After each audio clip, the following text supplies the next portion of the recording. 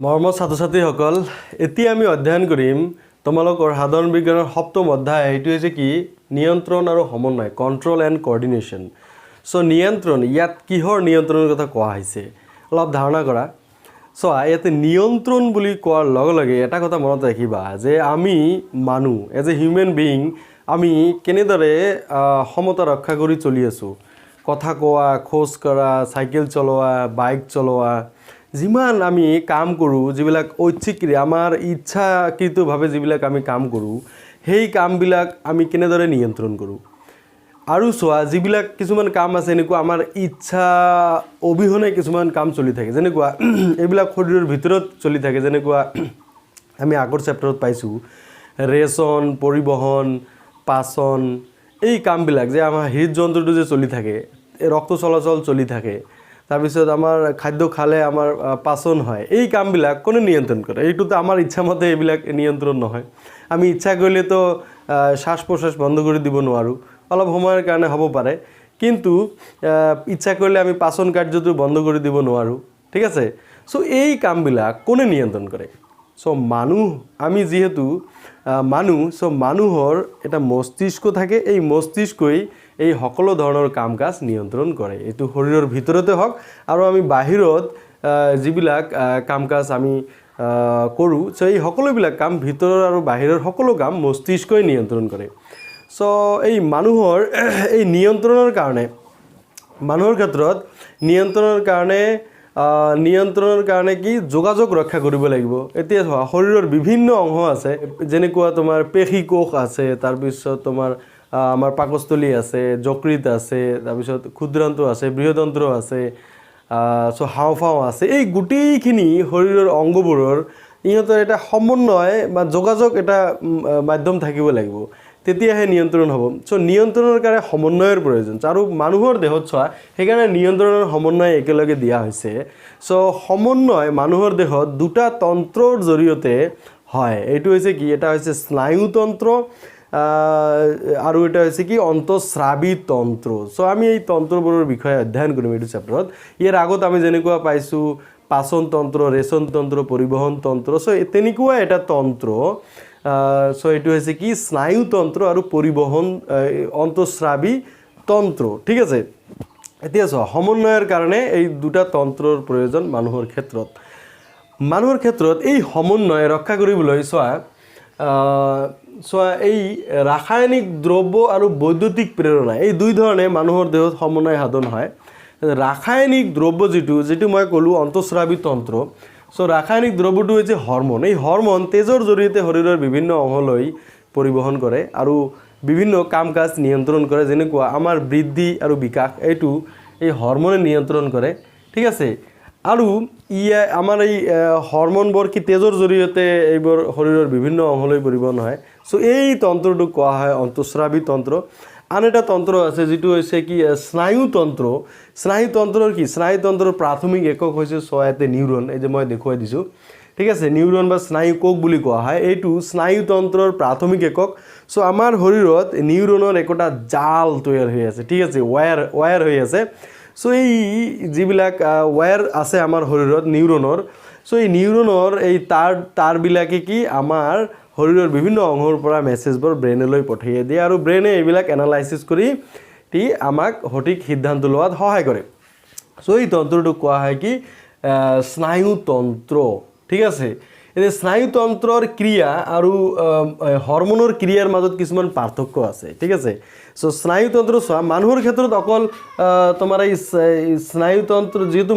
মানুহৰ ব্ৰেইন আছে মস্তিষ্ক আছে সেইকাৰণে মানুহৰ এই স্নায়ুতন্ত্ৰটো থাকে কিন্তু উদ্ভিদৰ ক্ষেত্ৰত এই স্নায়ুতন্ত্ৰটো নাথাকে যেহেতু ইহঁতৰ ব্ৰেইন বোলা বস্তুটো নাই সো আৰু কি হৰমনৰ ক্ৰিয়া প্ৰাণী আৰু উদ্ভিদৰ দুটা ক্ষেত্ৰতে হয় সো এইটো আমি পিছত ইন ডিটেইলছত হৰমনৰ ক্ৰিয়াৰ বিষয়ে আমি উদ্ভিদ আৰু প্ৰাণীৰ ক্ষেত্ৰত হৰমনৰ ক্ৰিয়া কেনেদৰে হয় সেই বিষয়ে আমি পিছত অধ্যয়ন কৰিম এতিয়া অলপ এটা থুলমূল এটা ধাৰণা লৈ লোৱা যে হৰমনৰ ক্ৰিয়া আৰু স্নায়ুতন্ত্ৰৰ ক্ৰিয়াৰ মাজত পাৰ্থক্য কি চোৱা সো স্নায়ুতন্ত্ৰৰ যেটো ক্ৰিয়া আছে এই ক্ৰিয়াটো মানে দ্ৰুত ঠিক আছে একদম মানে ফাষ্ট হয় যেনেকুৱা আমি আমাৰ শৰীৰৰ গ্ৰাহক যিবিলাক অংগ আছে যেনেকুৱা চকু কাণ নাক জিভা ছাল সো এইটো আমি গ্ৰাহক অংগৰ পৰা বাহিৰৰ পৰিৱেশৰ লগত আমি সমন্বয় ৰক্ষা কৰি চলোঁ সো এই যিবিলাক আমি তথ্য বাহিৰৰ পৰা আহৰণ কৰোঁ অতি সোনকালে ব্ৰেইনত পঠিয়াই দিয়ে আৰু ব্ৰেইনত এনালাইচিছ হৈ আমাকে সিদ্ধান্ত লোৱাত সহায় কৰে কিন্তু হৰমনৰ ক্ৰিয়াবিলাক কি মন্থৰ এইবিলাক লাহে লাহে হয় ঠিক আছে আৰু কিন্তু ইয়াত যদিও লাহে লাহে এই ক্ৰিয়াবিলাক সংঘটিত হয় কিন্তু ইয়াত কি এটা এডভান্টেজও আছে এইটো হৈছে কি শৰীৰৰ সকলো কোষ লৈ কি যোগাযোগ ৰক্ষা কৰে হৰমনৰ ক্ৰিয়া কি শৰীৰৰ সকলো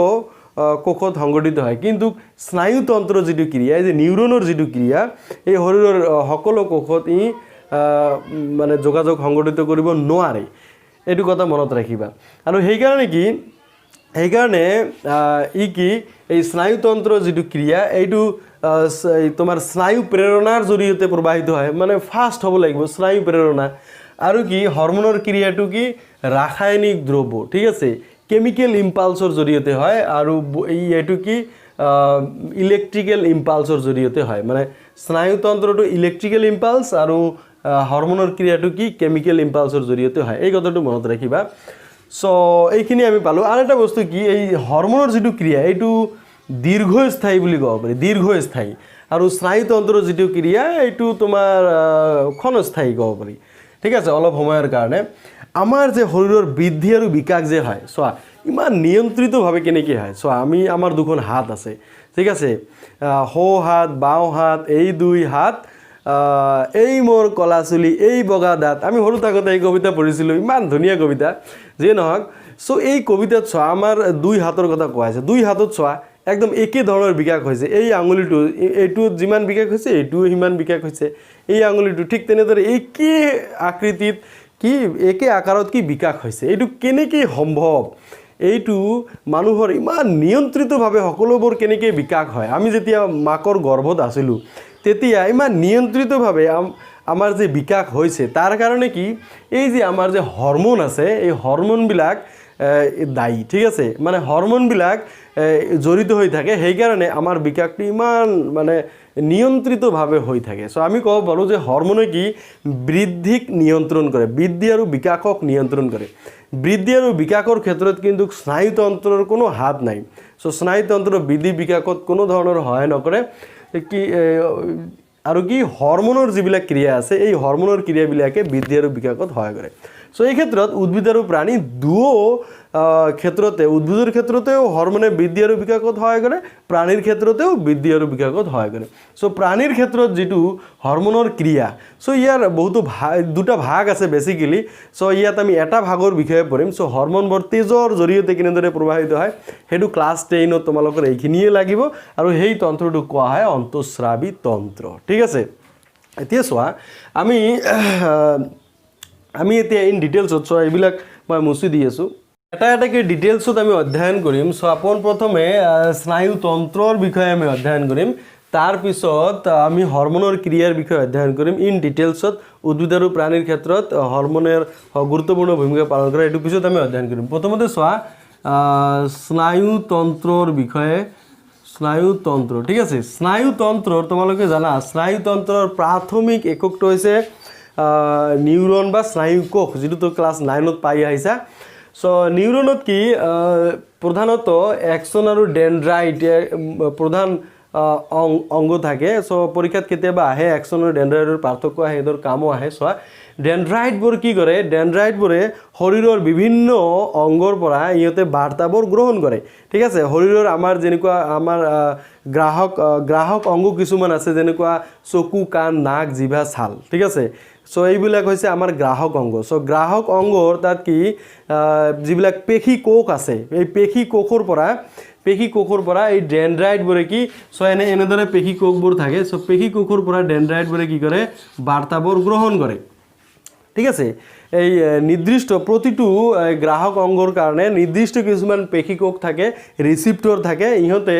প্ৰথমতে বাৰ্তাবোৰ লয় তাৰ পৰা এই ডেনড্ৰাইটবোৰে গ্ৰহণ কৰে ঠিক আছে কথাটো বুজিছা যে চকুৰ কাৰণে বেলেগ ধৰণৰ ৰিসিপ্টৰ থাকে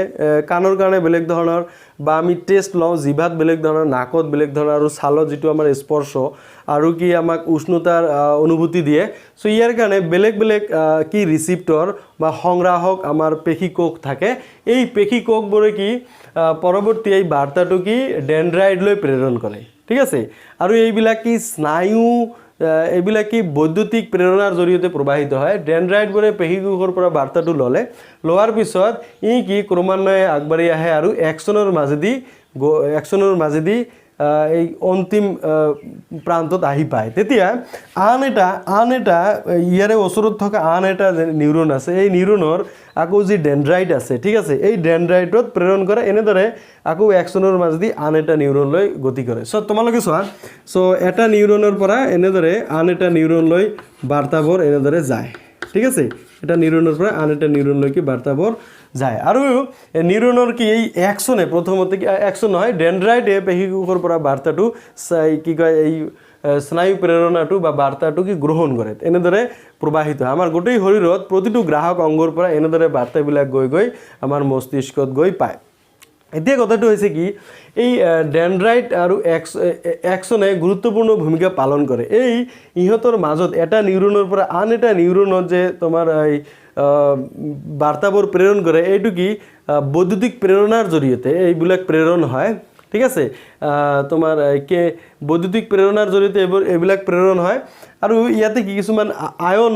গঠন হয় এটো হায়াৰ লেভেলত ভালদৰে পাবা হায়াৰ ক্লাছত ফাৰ্স্ট ইয়াৰ সেকেন্ড ইয়াৰত ইয়াতে সোয়া এই প্ৰথমতে ইয়াতে কথা হৈছে কি এটা নিউৰনে আন এটা নিউৰনক কেনেদৰে এই স্নায়ু বাৰ্তাবোৰ প্ৰবাহিত হয় এইটো এটা কথা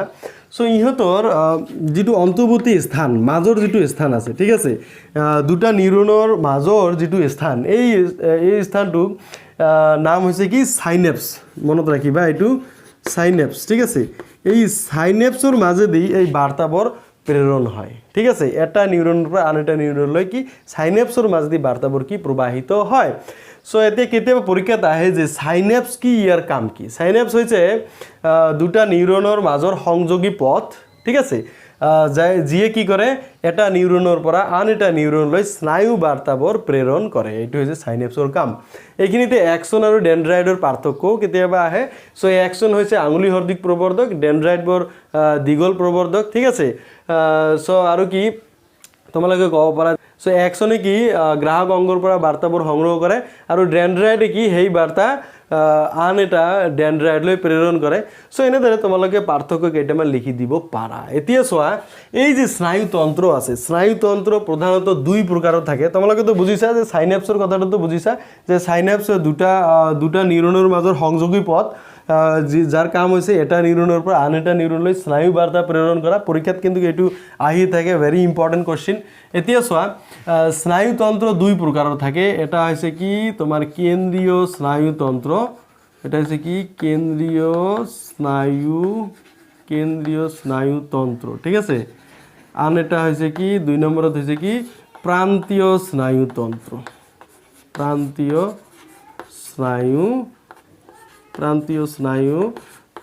ঠিক আছে এতে কেন্দ্ৰীয় স্নায়ুতন্ত্ৰৰ প্ৰধান দুটা অংগ থাকে এইটো হৈছে কি মস্তিষ্ক আৰু এটা হৈছে কি স্নায়ুৰজ্জু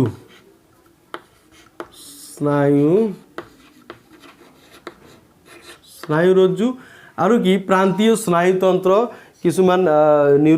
নিউৰনৰ জালিকাৰে গঠিত এইবিলাক প্ৰান্তীয় স্নায়ুতন্ত্ৰ চোৱা কেন্দ্ৰীয় স্নায়ুতন্ত্ৰ প্ৰধানত চোৱা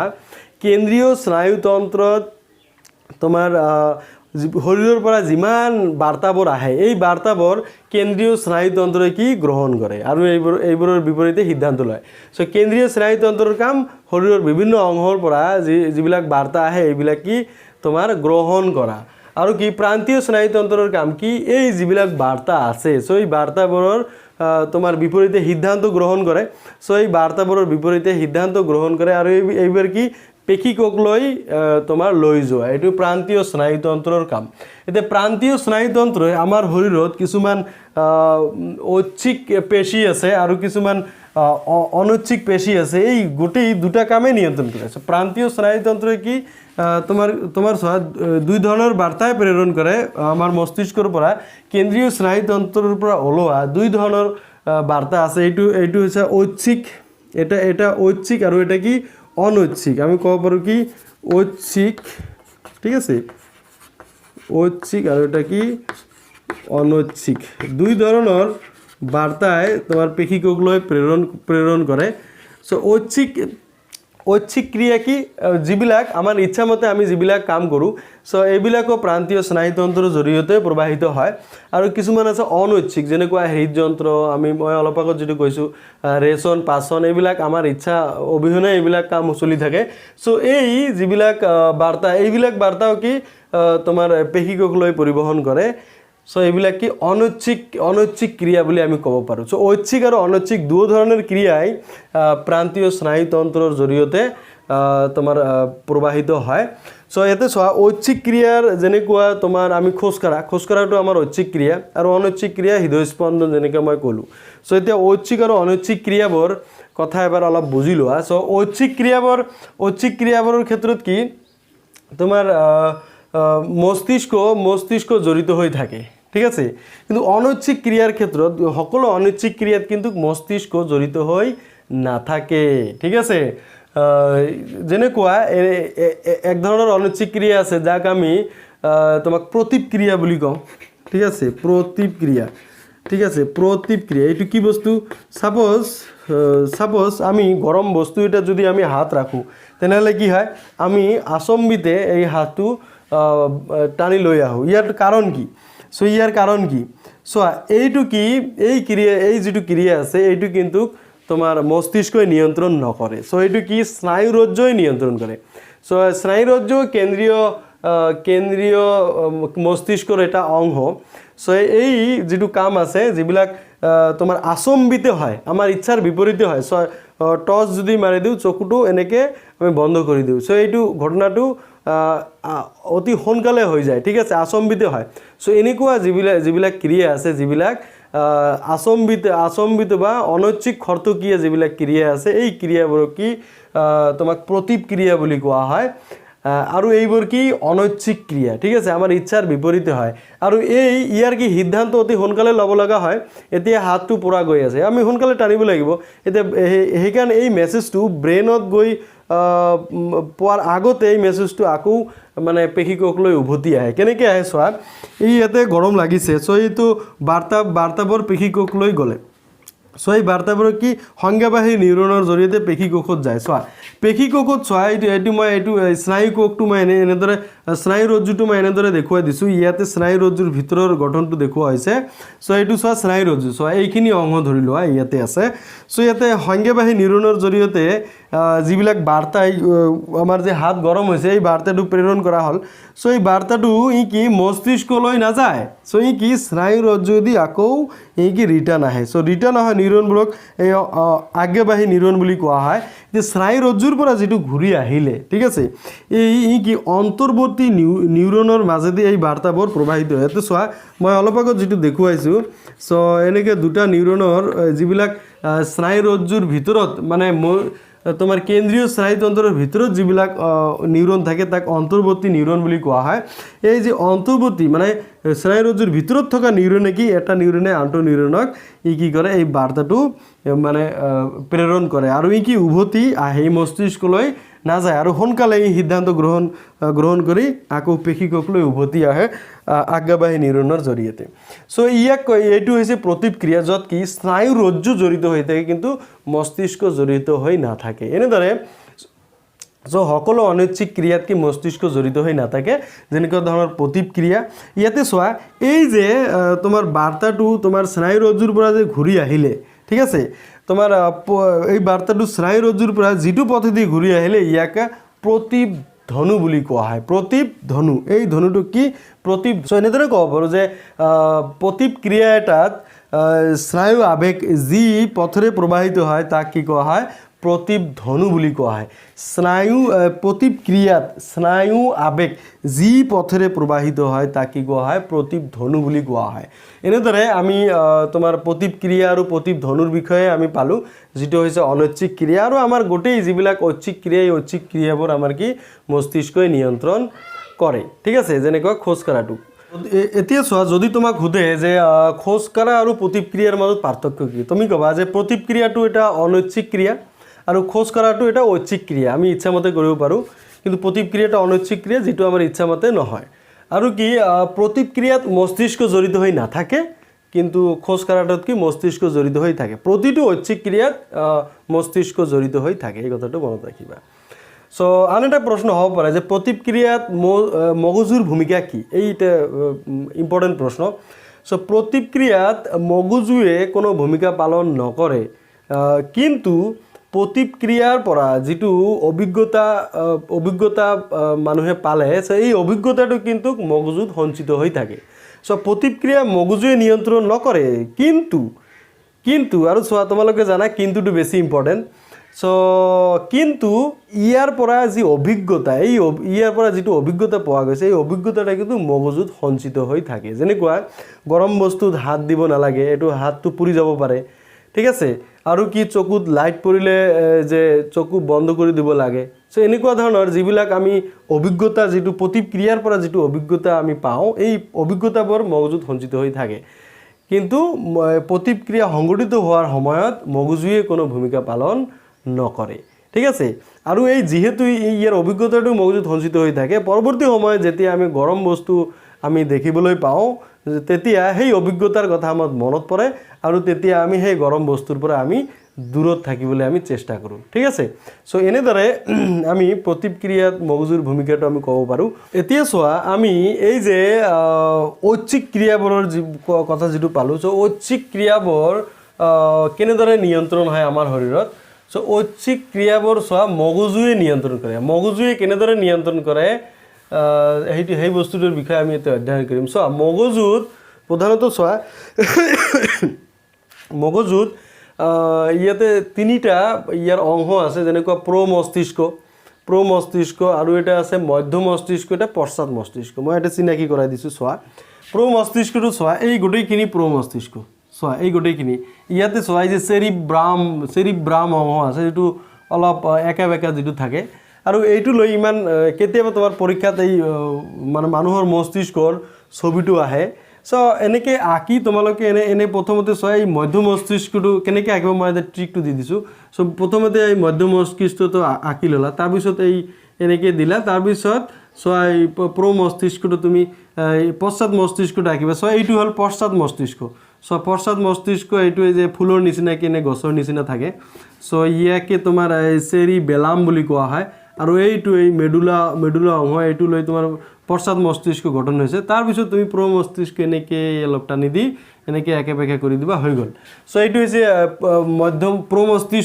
মস্তিষ্ক আৰু এই পশ্চাৎ মস্তিষ্ক সো প্ৰ মস্তিষ্কৰ প্ৰধান অংশ হৈছে কি চেৰিব্ৰাম এই গোটেইখিনি হৈছে চেৰিব্ৰাম ঠিক আছে এইখিনিতে চোৱা ইয়াতে পিটুইটাৰী গ্ৰন্থি থাকে এইখিনিত চোৱা আৰু হাইপোথেলামাছ থাকে সো পিটুইটাৰী গ্ৰন্থিক মাষ্টাৰ গ্ৰন্থি বুলি কোৱা হয় এইটো আমি হৰমনত ইন ডিটেইলছত এই হাইপোথেলামাছ আৰু পিটুইটাৰী গ্ৰন্থিৰ বিষয়ে আমি প্ৰাণী হৰমনত আমি আলোচনা কৰিম সো এতিয়া চোৱা এই যে আমাৰ প্ৰ মস্তিষ্ক আছে প্ৰ মস্তিষ্কৰ এইটো চেৰিব্ৰাম হৈছে প্ৰধান অংগ সো প্ৰ মস্তিষ্কত কি হয় আমাৰ এইটো মুখ্য যিবিলাক আমাৰ চিন্তা ভাৱনাৰ অংগ বুলিও কোৱা হয় আমাৰ যেনেকুৱা মেমৰি আমি যে মনত ৰাখোঁ এইটো প্ৰ মস্তিষ্কৰ কাম আমাৰ ভোক অনুভূতি আমাক যে ভোক হৈ গৈছে এতিয়া খোৱা বেছি হৈ গ'ল সো এনেকুৱা ধৰণৰ যেটো অনুভূতি আহে এইটো প্ৰ মস্তিষ্কৰ কাম আমি যে ক্যালকুলেশন কৰোঁ এইবিলাক প্ৰ মস্তিষ্কৰ কাম যিমান আমি ঐচ্ছিক ক্ৰিয়া কৰোঁ সকলোবিলাক কি প্ৰ মস্তিষ্কই নিয়ন্ত্ৰণ কৰে ঠিক আছে আৰু কি চোৱা আৰু যিবিলাক অনৈচ্ছিক ক্ৰিয়া আছে ঠিক আছে আমাৰ ভিতৰত যিবিলাক পাচন ৰেচন পৰিবহন হৈ থাকে এই অনৈচ্ছিক ক্ৰিয়াবোৰ মধ্য মস্তিষ্ক আৰু পশ্চাৎ মস্তিষ্কই নিয়ন্ত্ৰণ কৰে এই কথাটো মনত ৰাখিবা মধ্য মস্তিষ্ক আৰু পশ্চাৎ মস্তিষ্ক এইবিলাক কি আমাৰ কি অনৈচ্ছিক ক্ৰিয়াবোৰ নিয়ন্ত্ৰণ কৰে শৰীৰৰ ভিতৰত যিবিলাক তন্ত্ৰ আছে এই গোটেই তন্ত্ৰবোৰ এই মধ্য আৰু পশ্চাৎ মস্তিষ্কই নিয়ন্ত্ৰণ কৰে এতিয়া আন এটা ইম্পৰ্টেন্ট কথা হৈছে পশ্চাৎ মস্তিষ্ক এটা ব্লাম চেৰিব্লাম সো এটি চেৰিব্ৰাম এইটো ব্লাম সো চেৰিব্ৰামটো বেলেগ এটা চেৰিবেলামটো বেলেগ চেৰিব্লামটো এই যে ফুলৰ নিচিনা যেটো গছৰ পাতৰ নিচিনা যেটো অংগ মস্তিষ্কৰ যেটো অংগ এইটো কয় চেৰিব্লাম সো সেইকাৰণে এইটো পিছফালে থাকে এইটো পশ্চাৎ মস্তিষ্ক এইখিনিত থাকে সো সেইকাৰণে বহুতে কয় পিছফালে মাৰিব নালাগে কাৰণটো এইটোই চেৰিব্লাম সো চেৰিব্লামত মাৰিলে কি হয়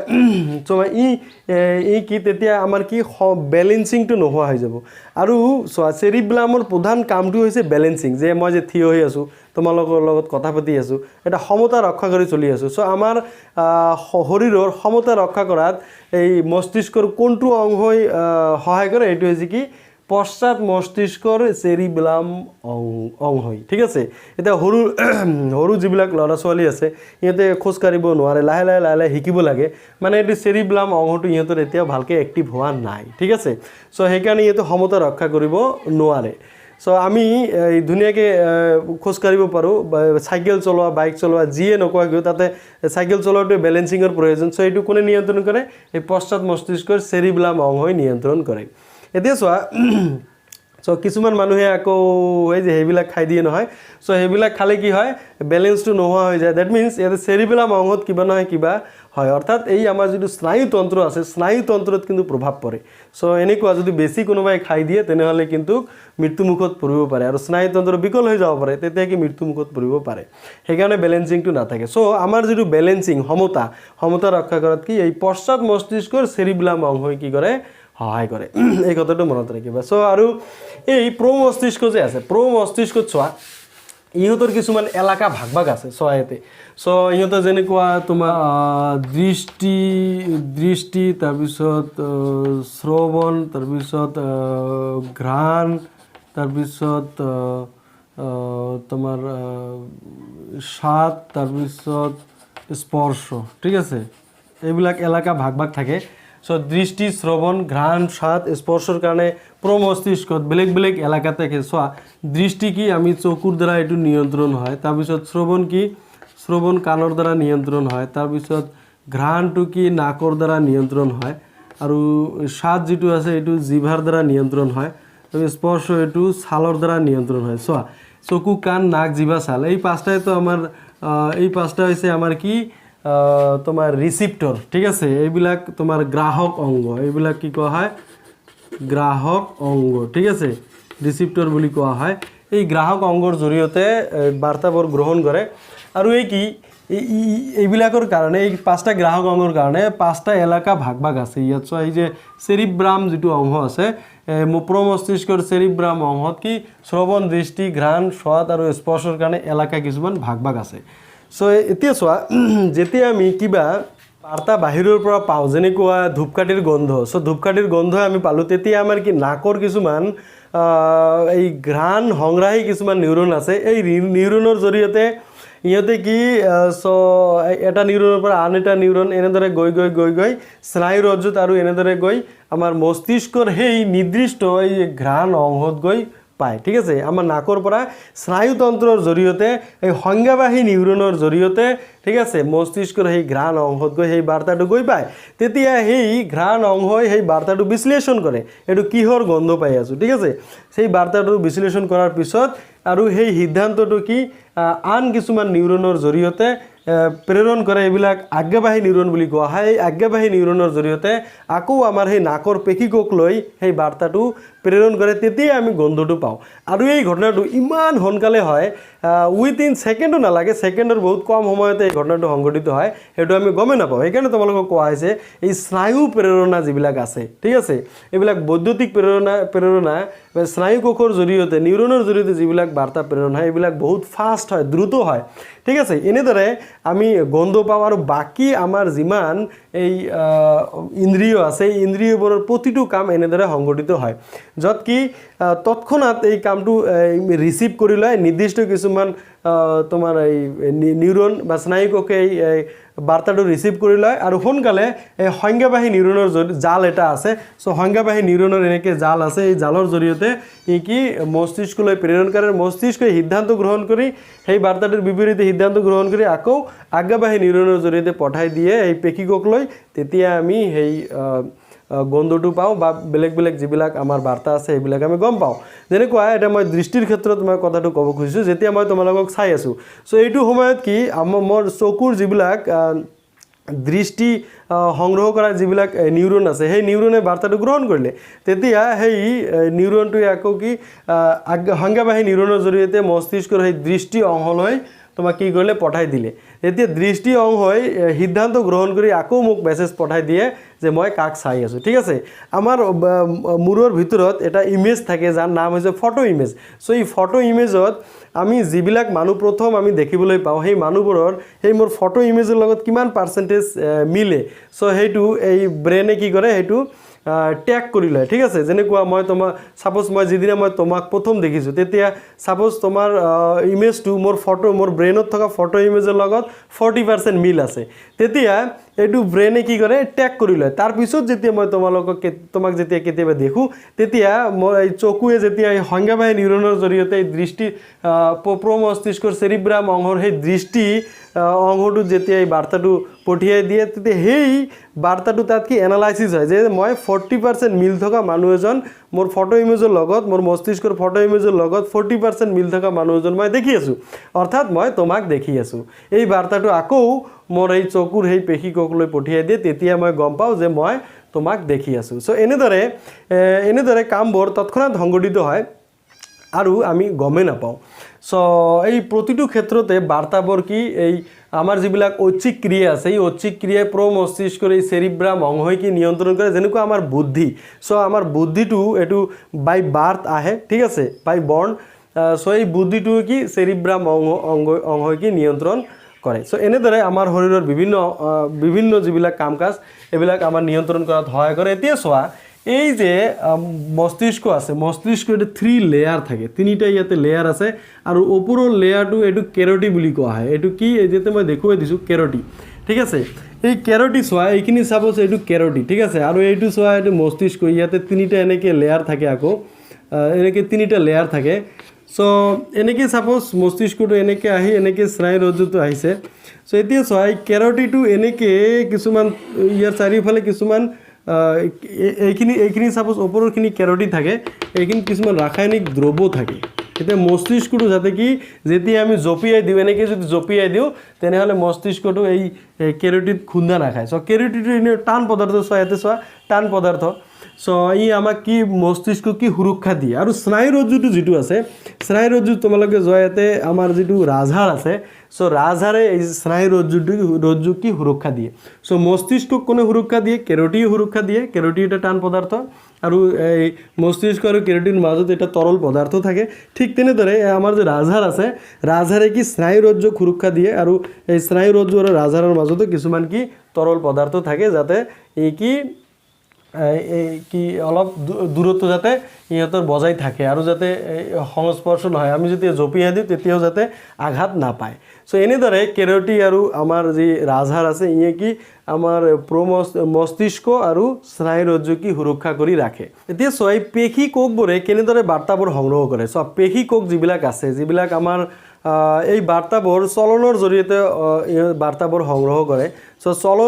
চলন মানে অৰ্থাৎ পেশী কোষবোৰে গতি লাভ কৰে চ' গতি লাভ কৰাটোকে চলন বুলি কোৱা হয় চ' যেতিয়া বাৰ্তাবোৰ পেশী কোষে গ্ৰহণ কৰে তেতিয়া ইহঁতে কি চলন বা গতি লাভ কৰে চ' এইটো কিয় হয় এইটো কি যেতিয়া বৈদ্যুতিক প্ৰেৰণে ইহঁতে গ্ৰহণ কৰে তেতিয়া এই কোষৰ ভিতৰত থকা যিবিলাক প্ৰ'টিন অণু আছে এই প্ৰ'টিন অণুবোৰ নতুন শৃংখলৰ কাৰণে সৰু হৈ যায় আৰু তেতিয়া এই কোষটোৱে কি চলন লাভ কৰে ঠিক আছে মানে গতি কৰে এই গতি কৰাৰ ফলত কি এটা চলন লাভ কৰে আৰু তেতিয়াই কি এই বৈদ্যুতিক প্ৰেৰণাবোৰ প্ৰবাহিত হয় এনেদৰে তোমাৰ পেশী কোষবোৰে বৈদ্যুতিক প্ৰেৰণাবোৰ তোমাৰ কি কৰে প্ৰেৰণ কৰে আৰু তাৰ পৰা সেই পেশী কোষৰ পৰা কি কৰে নিৰ্দিষ্ট কিছুমান এই নিউৰন যে আছে ঠিক আছে এইবিলাক ঘ্ৰাণ সংগ্ৰাহী হ'ব পাৰে দৃষ্টি সংগ্ৰাহী হ'ব পাৰে শ্ৰৱণ সংগ্ৰাহী হ'ব পাৰে চ' এনেদৰে বিভিন্ন যিবিলাক নিউৰন আছে সেই নিউৰনৰ ডেনড্ৰাইটবোৰে আকৌ কি সেই পেশী কোষৰ পৰা সেই বাৰ্তাটো স্নায়ু বাৰ্তাটো গ্ৰহণ কৰে চ' এনেদৰে ডেনড্ৰাইটৰ পৰা লাহে লাহে তোমাৰ এক্সনৰ জৰিয়তে আকৌ প্ৰান্তীয় শাখাত আহে আৰু বেলেগ এটা নিউৰনত কি ই এই স্নায়ু বাৰ্তাটোলৈ পঠিয়াই দিয়ে। সো আৰু আমি জানো যে দুটা নিউৰনৰ সংযোগী পদত সাইনেপ্স বোলে। সো সাইনেপ্স দুটা নিউৰনৰ মাজৰ অন্তৰ্বৰ্তী স্থান, যিয়ে কি স্নায়ু বাৰ্তা এটা নিউৰনৰ পৰা আন এটা নিউৰনলৈ প্ৰবাহিত কৰে। সো এনেদৰে গৈ গৈ কি এই সংজ্ঞাবাহী নিউৰনৰ জৰিয়তে তোমাৰ স্নায়ুৰজ্জত গৈ পায় আৰু স্নায়ুৰজ্জৰ পৰা মস্তিষ্কত বাৰ্তাটো গৈ পায় আৰু মস্তিষ্কৰ পৰা সেই বাৰ্তাৰ বিপৰীতে সিদ্ধান্ত গ্ৰহণ কৰা হয় আৰু সেই সিদ্ধান্ত কি আজ্ঞাবাহী নিউৰনৰ জৰিয়তে সেই নিৰ্দিষ্ট স্থানলৈ তোমাৰ পঠিয়াই দিয়া হয়। সো আৰু এই স্নায়ুতন্ত্ৰৰ এই ক্ৰিয়াবোৰ বহুত দ্ৰুত হোৱাৰ কাৰণে অনতিপলমে কামবোৰ সংঘটিত হোৱা দেখা পাওঁ আৰু এনেদৰে আমাৰ শৰীৰত নিয়ন্ত্ৰণৰ সমন্বয় চলি থাকে। ঠিক আছে। সো আমাৰ শৰীৰত নিয়ন্ত্ৰণৰ সমন্বয় চলি থাকিবলৈ প্ৰধানত মস্তিষ্কই গুৰুত্বপূৰ্ণ ভূমিকা পালন কৰে, যিটো আমাৰ কেন্দ্ৰীয় স্নায়ুতন্ত্ৰ বুলি কোৱা হয়। কেন্দ্ৰীয় স্নায়ুতন্ত্ৰত মস্তিষ্ক আৰু স্নায়ুৰজ্জু দুয়োটাই থাকে। সো আৰু যিবিলাক আমাৰ ঐচ্ছিক কাম কাজ আছে এইবিলাক মস্তিষ্কই নিয়ন্ত্ৰণ কৰে বা চেৰিব্ৰাম অংশই নিয়ন্ত্ৰণ কৰে, যেনেকুৱা খোজ কঢ়া, কথা কোৱা, যিবিলাক ঐচ্ছিক কাম আছে সকলোবিলাক মস্তিষ্কই নিয়ন্ত্ৰণ কৰে আৰু অনৈচ্ছিক ক্ৰিয়াবোৰ তোমাৰ কি মধ্য মস্তিষ্ক আৰু পশ্চাৎ মস্তিষ্কই নিয়ন্ত্ৰণ কৰে। সো মস্তিষ্কৰ প্ৰধান অংশটো হৈছে চেৰিব্ৰাম আৰু পশ্চাৎ মস্তিষ্কৰ প্ৰধান অংশটো হৈছে চেৰিব্লাম। সো চেৰিব্লামে কি আমাৰ শৰীৰৰ যিবিলাক ক্ষমতা ৰক্ষা হয় এইবিলাক ক্ষমতা ৰক্ষা কৰাত কি কৰে, সহায় কৰে। সো আমাৰ যদি কয় ভোগ অনুভূতি কোনটো মস্তিষ্কৰ কোনটো অংশই নিয়ন্ত্ৰণ কৰে, এইটো হৈছে মস্তিষ্কই নিয়ন্ত্ৰণ কৰে। ঠিক আছে। আৰু ক্ষমতা ৰক্ষা কৰাত কোনটো অংশ, এইটো হৈছে চেৰিব্লাম। আৰু চোৱা এই তোমাৰ সাপোজ বুদ্ধি, তাৰপিছত বুদ্ধি, তাৰপিছত তোমাৰ ক্যালকুলেশন, যেনেকুৱা গণনা, এইবিলাক কোনে নিয়ন্ত্ৰণ কৰে, এইবিলাক চেৰিব্লাম অংশই নিয়ন্ত্ৰণ কৰে। সো এনেদৰে আমাৰ মস্তিষ্কৰ বিভিন্ন অংগই বিভিন্ন কাম আমাৰ শৰীৰত কি নিয়ন্ত্ৰণ কৰে আৰু আমি এই আমাৰ শৰীৰত বিভিন্ন বিপাকীয় ক্ৰিয়াবোৰ চলি থাকে আৰু এনেদৰে নিয়ন্ত্ৰণৰ সমন্বয় চলি থকাৰ কাৰণে আমি সুস্থভাৱে জীৱন যাপন কৰিব পাৰোঁ। উদ্ভিদৰ সমন্বয় কেনেদৰে হয়, কোঅৰ্ডিনেশ্যন অফ প্লান্টছ, কেনেদৰে এই কোঅৰ্ডিনেশ্যন অৰ্থাৎ সমন্বয় ৰক্ষা কৰে সেই বিষয়ে আমি অধ্যয়ন কৰিম। সো ইয়াৰ আগত আমি প্ৰাণীৰ বিষয়ে অধ্যয়ন কৰিছোঁ, য'ত কি প্ৰাণীয়ে স্নায়ুতন্ত্ৰৰ জৰিয়তে নিয়ন্ত্ৰণ আৰু সমন্বয় ৰক্ষা কৰে। সো উদ্ভিদে কি চলনৰ জৰিয়তে ইহঁতৰ নিয়ন্ত্ৰণ আৰু সমন্বয় ৰক্ষা কৰে। ঠিক আছে। সো এই চলন দুই ধৰণৰ হয়। এতিয়া চোৱা, এটা হৈছে বৃদ্ধি অনিৰ্ভৰশীল চলন আৰু এটা আছে বৃদ্ধি নিৰ্ভৰশীল চলন। সো বৃদ্ধি অনিৰ্ভৰশীল কি বৃদ্ধি আৰু বিকাশৰ লগত ইয়াৰ কোনো সম্পৰ্ক নাই। আৰু কি বৃদ্ধি নিৰ্ভৰশীল চলনটো কি বৃদ্ধি আৰু বিকাশৰ লগত ইয়াৰ পূৰ্ণ সম্পৰ্ক আছে। সো এইটো কথা মনত ৰাখিবা। সো বৃদ্ধি অনিৰ্ভৰশীল চলনক আকৌ স্বতন্ত্ৰ চলন বুলিও কোৱা হয় আৰু এই কি উদ্দীপনাৰ প্ৰতি তাৎক্ষণিক কি সঁহাৰি দিয়ে। সো এই স্বতন্ত্ৰ চলন বা বৃদ্ধি অনিৰ্ভৰশীল চলনটো কি উদ্দীপনাৰ প্ৰতি তাৎক্ষণিক সঁহাৰি দিয়ে। ঠিক আছে। তাৎক্ষণিক মানে ফাষ্ট। ঠিক আছে। তৎক্ষণাৎ এই কি সঁহাৰি দিয়ে আৰু কি এই বৃদ্ধি নিৰ্ভৰশীল চলনত যিহেতু বৃদ্ধি আৰু বিকাশ জড়িত হৈ থাকে, যেনেকুৱা বীজৰ আমি অংকুৰণটো ল'ব পাৰোঁ, এইটো বৃদ্ধি নিৰ্ভৰশীল চলন আৰু এই চলনত উদ্দীপনাৰ দিশত সঁহাৰি দিয়ে। এই কথাটো মনত ৰাখিব। ইয়াত কি উদ্দীপনাৰ দিশত আৰু ইয়াতে কি উদ্দীপনাৰ প্ৰতি। ঠিক আছে। আমি এটা উদাহৰণ ল'ম। উদ্দীপনাৰ প্ৰতি তাৎক্ষণিক সঁহাৰিটো হৈছে কি বৃদ্ধি অনিৰ্ভৰশীল চলন, স্বতন্ত্ৰ চলন, যেনেকুৱা নীলাজী বনৰ পাতৰ চলন। এতিয়া নীলাজী বনৰ পাতটো আমি যেতিয়া স্পৰ্শ কৰোঁ তেতিয়া ই লগে লগে জাপ খায়। ঠিক আছে। সো ইয়াৰ কাৰণটো কি? সো ইয়াৰ কাৰণটো হৈছে কি নীলাজী বনৰ পাতত মানে স্পৰ্শ কৰিলে জাপ খাই যায়। ইয়াৰ কাৰণ স্পৰ্শ কৰাৰ লগে লগে উদ্ভিদৰ কোষে চলন লাভ কৰে। উদ্ভিদৰ যিবিলাক কোষ আছে এইবিলাক কি চলন লাভ কৰে আৰু এই চলন কোষত থকা পানীৰ তাৰতম্যৰ যোগেদি সম্পন্ন হয়। কোষত পানী থাকে আৰু এই পানীৰ তাৰতম্যৰ যোগেদি ইহঁতে কি এই চলন সম্পন্ন কৰে। ইয়াকেই স্বতন্ত্ৰ চলন বুলি কোৱা হয় আৰু এই চলন বৃদ্ধি আৰু বিকাশৰ লগত কোনো সম্পৰ্ক নাই। সো উদ্ভিদৰ ভিতৰত যিবিলাক কোষ থাকে এই কোষবিলাকে কি এটা কোষে আনটো কোষৰ লগত ব্যাপন প্ৰক্ৰিয়াৰে ইহঁতে কি পানীৰ যোগাযোগ ৰক্ষা কৰে। ঠিক আছে। আৰু এই পানীৰ তাৰতম্যৰ যোগেদি এই বৃদ্ধি অনিৰ্ভৰশীল চলন অৰ্থাৎ স্বতন্ত্ৰ চলনটো সম্পূৰ্ণ হয় তাৰ কাৰণে কি হয় এই নীলাজী বনৰ পাতটো স্পৰ্শ কৰিলে ই জাপ খাই যায় ঠিক আছে আন এটা আছে কি বৃদ্ধি নিৰ্ভৰশীল চলন এইটো তোমালোকে জানা এইটো মই কৈছো যে উদ্দীপনাৰ দিশত এইটো কি উদ্দীপনাৰ প্ৰতি স্পৰ্শ কৰিলো জাপ খাই গল সো উদ্দীপনা হৈ গল এই কি সহাৰি দিলে আৰু এটা কি উদ্দীপনাৰ দিশত উদ্দীপনাটো ইয়াতে কি চোৱা আৰু এইটো বিভিন্ন ধৰণৰ ইয়াৰ কেইটামান প্ৰকাৰ আছে চোৱা পোহৰানুবেগী এই কি বৃদ্ধি নিৰ্ভৰশীল চলনত চোৱা পোহৰানুবেগী চলন হ'ব পাৰে এইটো কি চোৱা ইয়াতে বীজৰ অংকুৰণ হৈছে সো ইয়াতে কি মানে ইয়াতে হিপা থাকিব হিপাবিলাক কি পোহৰৰ বিপৰীত দিশত আৰু কাণ্ডবিলাক কি পোহৰৰ দিশত গতি কৰিছে সো এইবিলাক কি পোহৰৰ দিশত এটো মনত ৰাখিবা পোহৰৰ দিশত ঠিক আছে সো কাণ্ডৰ গতিবিলাক কি পোহৰৰ দিশত পোহৰ আছে সূৰ্যৰ পৰা পোহৰ আহিছে সো সূৰ্যটো ধৰি লোৱা এটো উদ্দীপনা ঠিক আছে এই উদ্দীপনাৰ দিশত এটো গতি কৰিছে সো এটো হৈছে কি পোহৰানুবেগী আৰু কি উদ্দীপনাৰ বিপৰীত দিশতো হ'ব পাৰে যেনে কোৱা এতে এটো তোমাৰ কি হিপা ঠিক আছে হিপাবিলাক কি পোহৰৰ বিপৰীত দিশত গতি কৰে পোহৰৰ বিপৰীত দিশত ঠিক আছে সো পোহৰৰ দিশতো হ'ব পাৰে পোহৰৰ বিপৰীত দিশতো হ'ব পাৰে সো এইটো হৈছে কি তোমাৰ বৃদ্ধি নিৰ্ভৰশীল চলন সো উদ্ভিদৰ যি চলন মানে পোহৰৰ দিশত নাইবা পোহৰৰ বিপৰীত দিশত গতি কৰে তাক পোহৰানুবেগী চলন বুলি কোৱা হয় ইংৰাজী টাৰ্মটো মনত ৰাখিবা এটো ফটোট্ৰপিক কেতিয়াবা পৰীক্ষা দিয়ে ফটোট্ৰপিক কি এতিয়া তুমি যদি ইংৰাজী টাৰ্মবিলাক মনত নাৰাখা তেনেহলে অলপ দিগদাৰ হয় তুমি পোহৰানুবেগী পঢ়ি গলা তোমাক দিলে ফটোট্ৰপিক কি সো এতিয়া দিগদাৰ হৈ যাব সেইকাৰণে ইংৰাজী টাৰ্মবিলাক লগে লগে পঢ়ি যাবা সো ইয়াৰ উদাহৰণ আমি ল'ব পাৰো যে কাণ্ডৰ পোহৰৰ দিশত হোৱা গতি আৰু হিপাৰ পোহৰৰ বিপৰীত দিশত হোৱা গতি এইটো পোহৰানুবেগী চলন আৰু চোৱা ভূকেন্দ্ৰাবেগী চলন কি ভূকেন্দ্ৰাবেগী মানে তুমি ক'ব পাৰা এইটো মাধ্যাকৰ্ষণৰ লগত জড়িত বুলি ক'ব পাৰা সো মাধ্যাকৰ্ষণৰ দিশত আৰু মাধ্যাকৰ্ষণৰ বিপৰীত দিশত ঠিক আছে ভূমিৰ দিশত আৰু ভূমিৰ বিপৰীত দিশত এইটো ক'ব পাৰা সো এটো চোৱা হিপাটো কি ভূমিৰ দিশত অৰ্থাৎ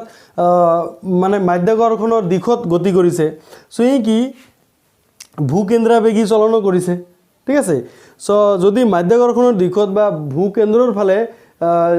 যদি কোনো চলন হয় তেনেহলে তাক ভূকেন্দ্ৰাবেগী চলন বুলি কোৱা হয় আৰু আমি কাণ্ডৰ গতিটোক ভূকেন্দ্ৰাবেগী চলন বুলি কম কাৰণ এইটো মাধ্যাকৰ্ষণৰ বিপৰীত দিশত এটা চোৱা পোহৰৰ দিশত কিন্তু মাধ্যাকৰ্ষণৰ বিপৰীত দিশত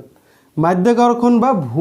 ভূকেন্দ্ৰৰ কি বিপৰীত দিশত হোৱা কাৰণে ইয়াক কি ভূকেন্দ্ৰাবেগী চলন বুলি কোৱা হয় আৰু কি হিপাক কি মাধ্যাকৰ্ষণৰ দিশত বা ভূকেন্দ্ৰৰ দিশত হোৱা কাৰণে ইয়াক ভূকেন্দ্ৰাবেগী চলন বুলি কোৱা হয় কথাটো মনত ৰাখিবা পোহৰানুবেগী আৰু ভূকেন্দ্ৰাবেগী অলপ এটা আনটোৰ বিপৰীত সো ইয়াতে পোহৰৰ দিশত গতি কৰে কাণ্ডবিলাক পোহৰৰ দিশত গতি কৰে সেইকাৰণে পোহৰানুবেগী ইয়াতে চোৱা কাণ্ডবিলাক ভূকেন্দ্ৰ বা মাধ্যাকৰ্ষণৰ বিপৰীত দিশত গতি কৰে সেইকাৰণে কাণ্ডবিলাক ভূকেন্দ্ৰাবেগী ঠিক তেনেদৰে হিপাৰ ক্ষেত্ৰত কি হিপাবিলাক পোহৰৰ বিপৰীত দিশত গতি কৰে সেইকাৰণে হিপাৰ গতিটো পোহৰানুবেগী আৰু কি হিপাৰ পোহৰৰ বিপৰীত দিশত চোৱা হিপাবোৰে কি পোহৰৰ বিপৰীত দিশত গতি কৰাৰ বাবে এইবোৰ কি পোহৰানুবেগী আৰু ভূকেন্দ্ৰাবেগীত আমি কম হিপাবোৰ ভূকেন্দ্ৰৰ দিশত নাইবা মাধ্যাকৰ্ষণৰ দিশত গতি কৰাৰ বাবে এইবিলাক ভূকেন্দ্ৰাবেগী সো পোহৰানুবেগী আৰু ভূকেন্দ্ৰাবেগী এটা আনটোৰ বিপৰীত আৰু জলানুবেগীটো মনত ৰাখিবা এইটো কি সো মানে পানী অৰ্থাৎ জলৰ দিশত হোৱা গতি ইয়াতে চোৱা এইটো যদি আমি এনেকৈ এটা টাব এনেকৈ যদি লৈ লওঁ সো এনেকৈ যদি টাব লৈ লওঁ আৰু ইয়াতে যদি আমি পানী দি দিওঁ এটা যদি পাত্ৰত আমি ইয়াতে পানী দি দিওঁ ইয়াতে যদি ছিদ্ৰ থাকে ঠিক আছে ওপৰত আমি এনেকৈ বালি দি দিলোঁ গোটেইখিনি আৰু ইয়াতে পানী দিছোঁ ঠিক আছে ইয়াতে পানী দিছোঁ আৰু ইয়াতে গোটেইখিনিত আমি বালি দি দিছোঁ গোটেইখিনি বালি পানীটো লাহে লাহে ওলাই থাকিব তেতিয়া কি এই যেটো হিপা আছে হিপা কি পানীৰ দিশত কি লাহে লাহে গতি কৰিব সো এইটো হৈছে কি জলানুবেগী চলন সো হাইড্ৰোট্ৰপিজম ঠিক আছে এইটো মনত ৰাখিবা পানী অৰ্থাৎ জলৰ দিশত হোৱা গতিক জলানুবেগী চলন বলে আৰু এইটো হিপাৰ গতি ঠিক আছে হিপাৰ গতিটো জলানুবেগী গতি এতিয়া চোৱা